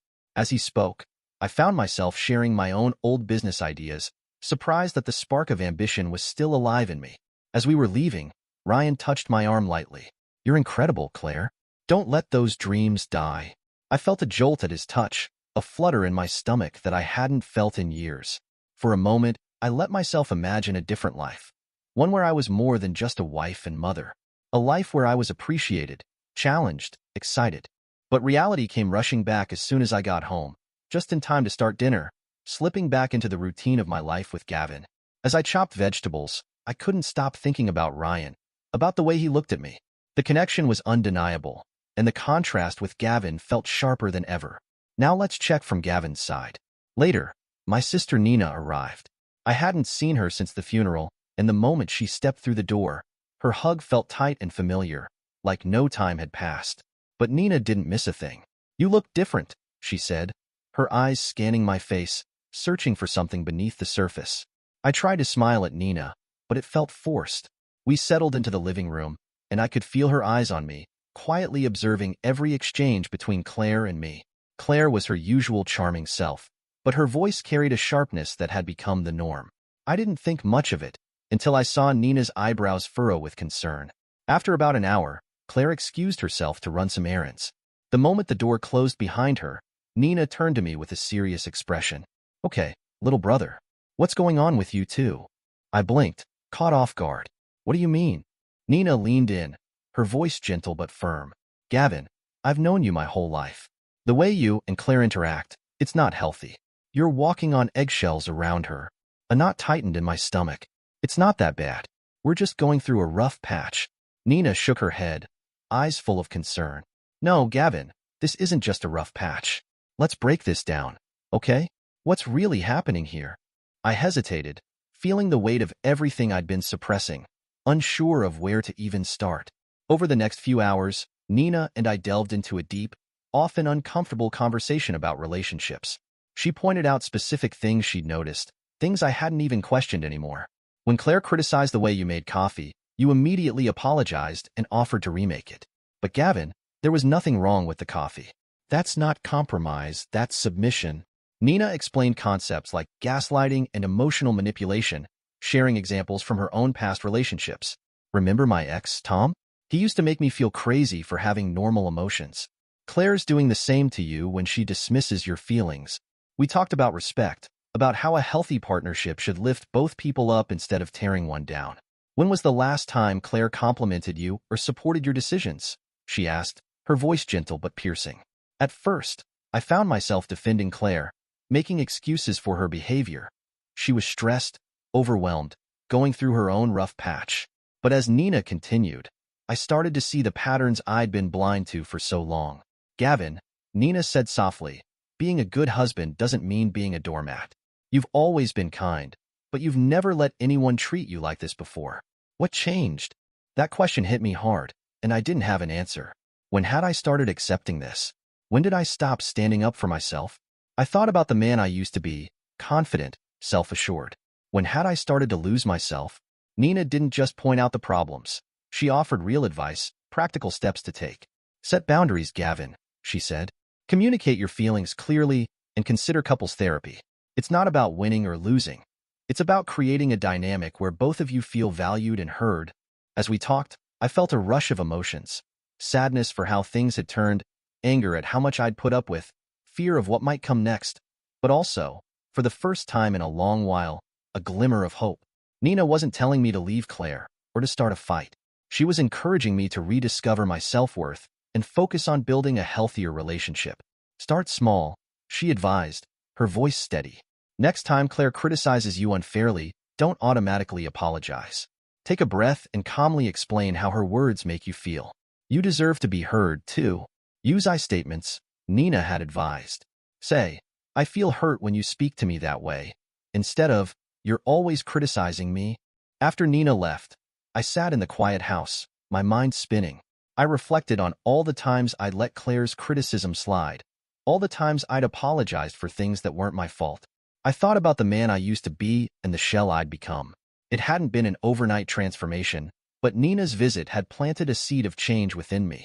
For the first time in months, I felt a flicker of my old self, a determination to reclaim my dignity and tackle the issues in my marriage head-on. I decided to focus on myself first. I began journaling, writing down instances where I felt disrespected, and planning how I could respond assertively but kindly. It felt empowering to put my thoughts on paper, to visualize a way forward that didn't involve just bending to Claire's will.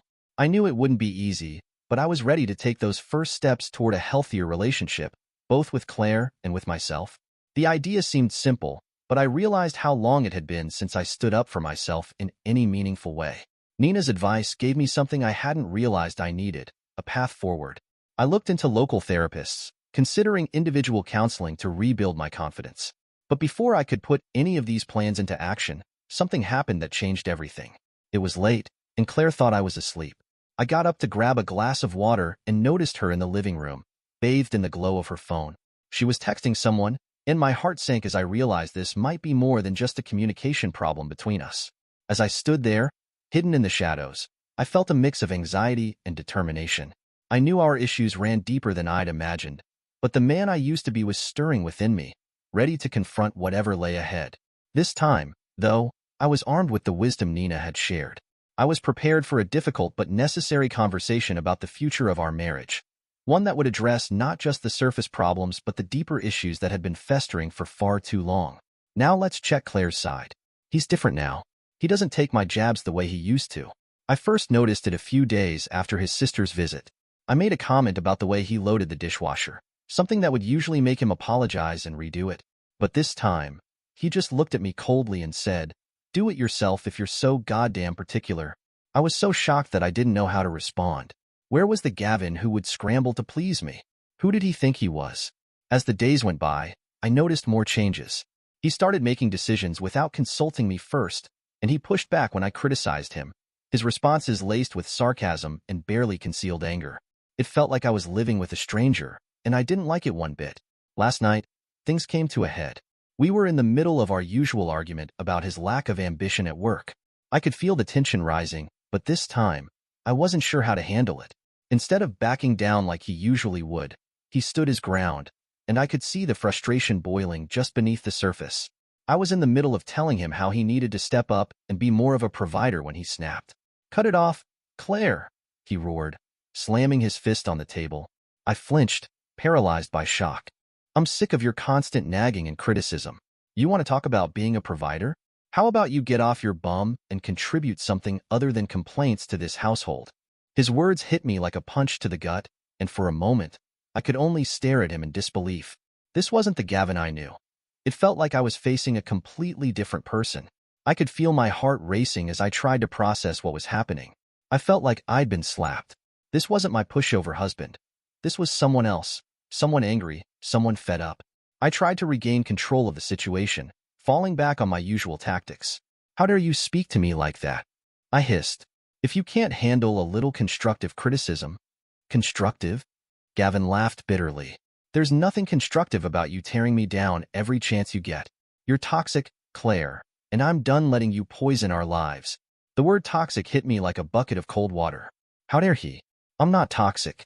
I'm just trying to make him better, to push him to be the man I need him to be. Anger bubbled up inside me, hot and familiar. "You ungrateful a-hole." I spat, the words tumbling out before I could stop myself. I could feel the heat of the argument escalating, and for the first time, I wasn't sure how it would end. "After everything I've done for you..." "Everything you've done?" Gavin cut me off, his voice dripping with contempt. You mean like making me feel worthless? Like cheating on me? I froze. How did he know? I opened my mouth to deny it, but the look in his eyes told me it was useless. That's right, Gavin continued, his voice low and dangerous. I know about Ryan. I know everything. And you know what?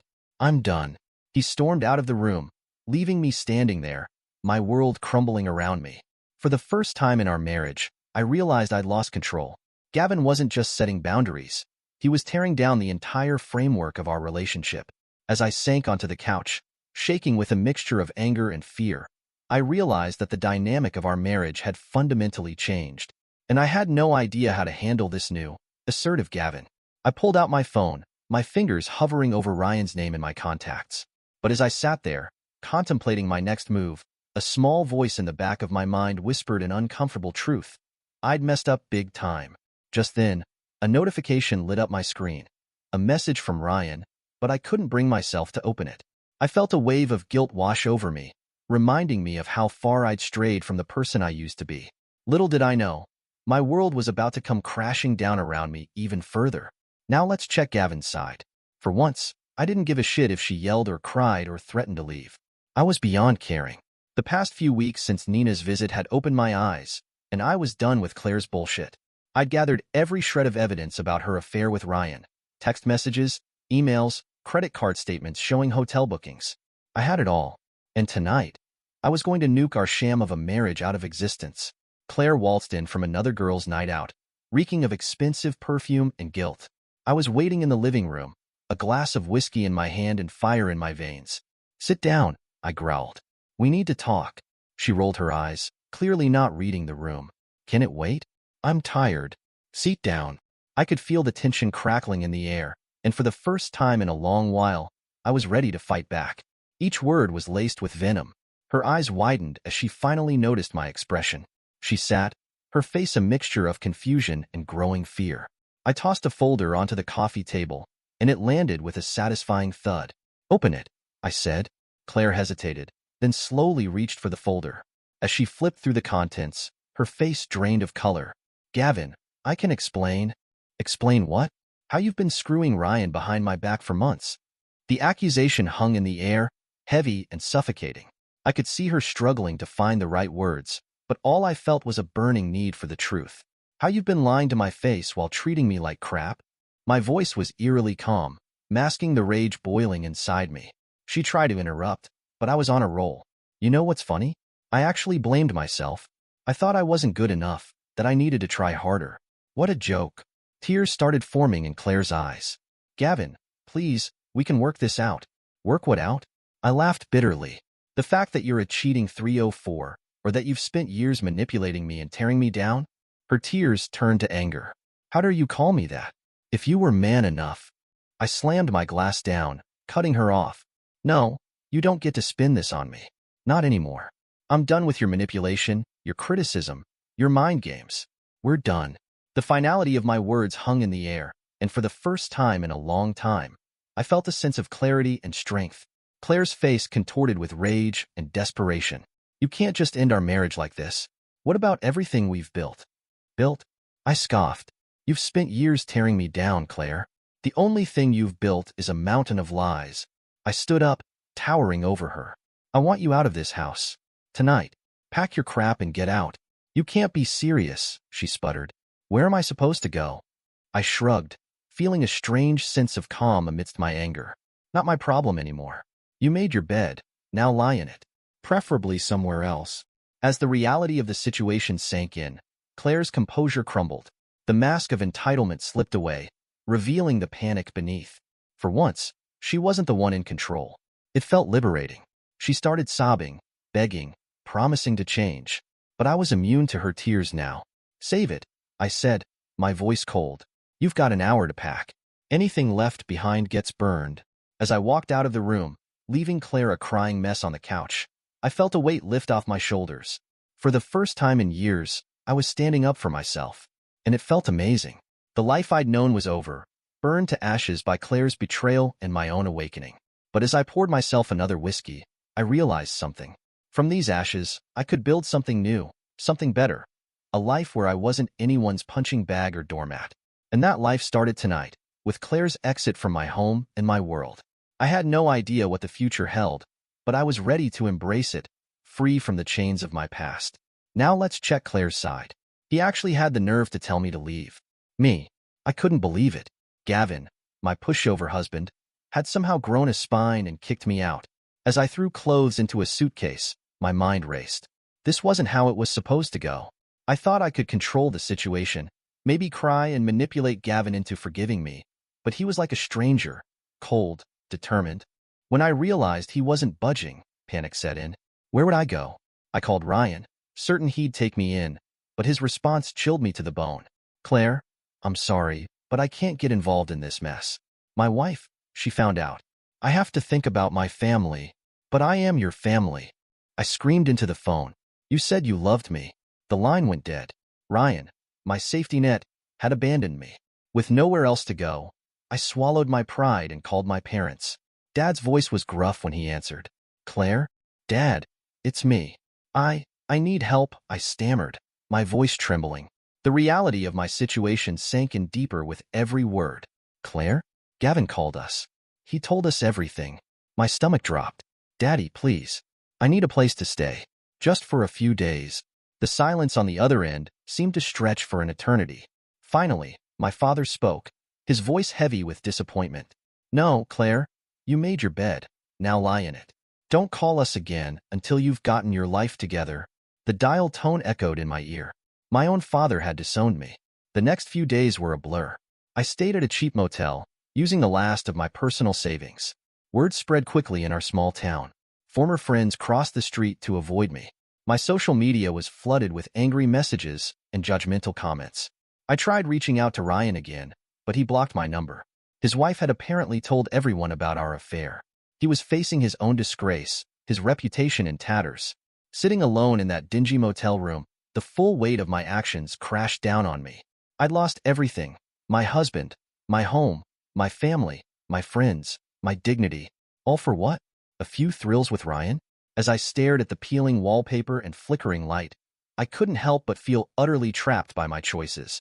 I had once thought I was chasing happiness, but now it felt more like I was running away from myself. The excitement I had felt with Ryan had faded into a hollow ache, a reminder of what I had given up. The thrill of sneaking around and the fleeting moments of attention paled in comparison to the stability and love Gavin had offered me. With each passing hour, the realization sank deeper. I had burned bridges I could never rebuild. I picked up my phone, scrolling through old photos of Gavin and me, laughing together, sharing moments that now felt like a different lifetime. Tears streamed down my face as I confronted the ugly truth of my decisions. I could blame Gavin for our problems, but ultimately, I was the one who had betrayed him. Loneliness engulfed me, and the weight of my decisions settled heavily on my shoulders. Every time I closed my eyes, I saw Gavin's face, hurt, betrayed, and resolute. I had taken everything for granted, and now I was paying the price. The life I had tried to build with Ryan felt like a distant fantasy, one that had crumbled the moment I lost Gavin. I thought about Gavin, about how I had treated him over the years, the constant criticism, the manipulation, the cheating. I had taken a kind, loving man and nearly broken him. And for what? Because I was bored? Because I felt unfulfilled? Now I was truly alone. No Gavin to apologize to. No Ryan to run to. No family to support me. I'd burned every bridge, destroyed every relationship. As I stared at my reflection in the grimy motel mirror, I barely recognized myself. How had I become this person? This cheater? This liar? This manipulator? The realization hit me like a ton of bricks. I'd done this to myself. My choices, my actions had led me here. And now I had to live with the consequences. I collapsed onto the bed, sobs racking my body. The life I'd known was gone, shattered by my own selfishness and cruelty. And the worst part? I had no one to blame but myself. I had taken everything for granted, mistaking stability for boredom, love for complacency. I could see it clearly now. My discontent had blinded me to the beautiful life I had with Gavin. I had chased fleeting moments of excitement, only to find that they left me emptier than before. As I lay there, tears soaking the pillow, I felt a flicker of something I hadn't felt in a long time. Remorse. It was a painful, heavy feeling, but it was real. Maybe this was the first step toward understanding the magnitude of my mistakes. I knew I had to change, to find a way to make amends, but the path to redemption felt impossibly steep. As I lay there, broken and alone, I realized the true cost of my actions. I'd lost not just my marriage and my family, but my self-respect. The road ahead looked long and lonely, a fitting punishment for the pain I'd caused. In that moment, I would have given anything to turn back time, to be the wife Gavin deserved. But it was too late. All I could do now was face the harsh reality of the life I'd created for myself. Alone, disgraced, and filled with regret. I had choices to make, but they felt insurmountable. The comfort of denial was gone, replaced by the cold weight of accountability. The memories of better times flickered through my mind. Laughter over dinner, quiet moments shared on the couch, Gavin's warm smile that had once made me feel cherished. Those moments now felt like cruel reminders of what I had squandered. I longed for a way to reach out, to reconnect, to apologize. But I knew it wasn't that simple. I needed to start from within, to rebuild the person I had lost. I had to confront my choices, understand the patterns that had led me here, and find a way to forgive myself, even if it felt impossible. The first step would be to seek help, to talk to someone who could guide me through this mess. As the night wore on, I felt a flicker of determination ignite within me. This was my life, and I had to own it, even the broken parts. Maybe, just maybe, there was a path to redemption. But for now, I had to sit with my pain, acknowledge it, and prepare to face whatever came next. Dear listeners, please share your thoughts in the comments section below, and don't forget to like, share, and subscribe.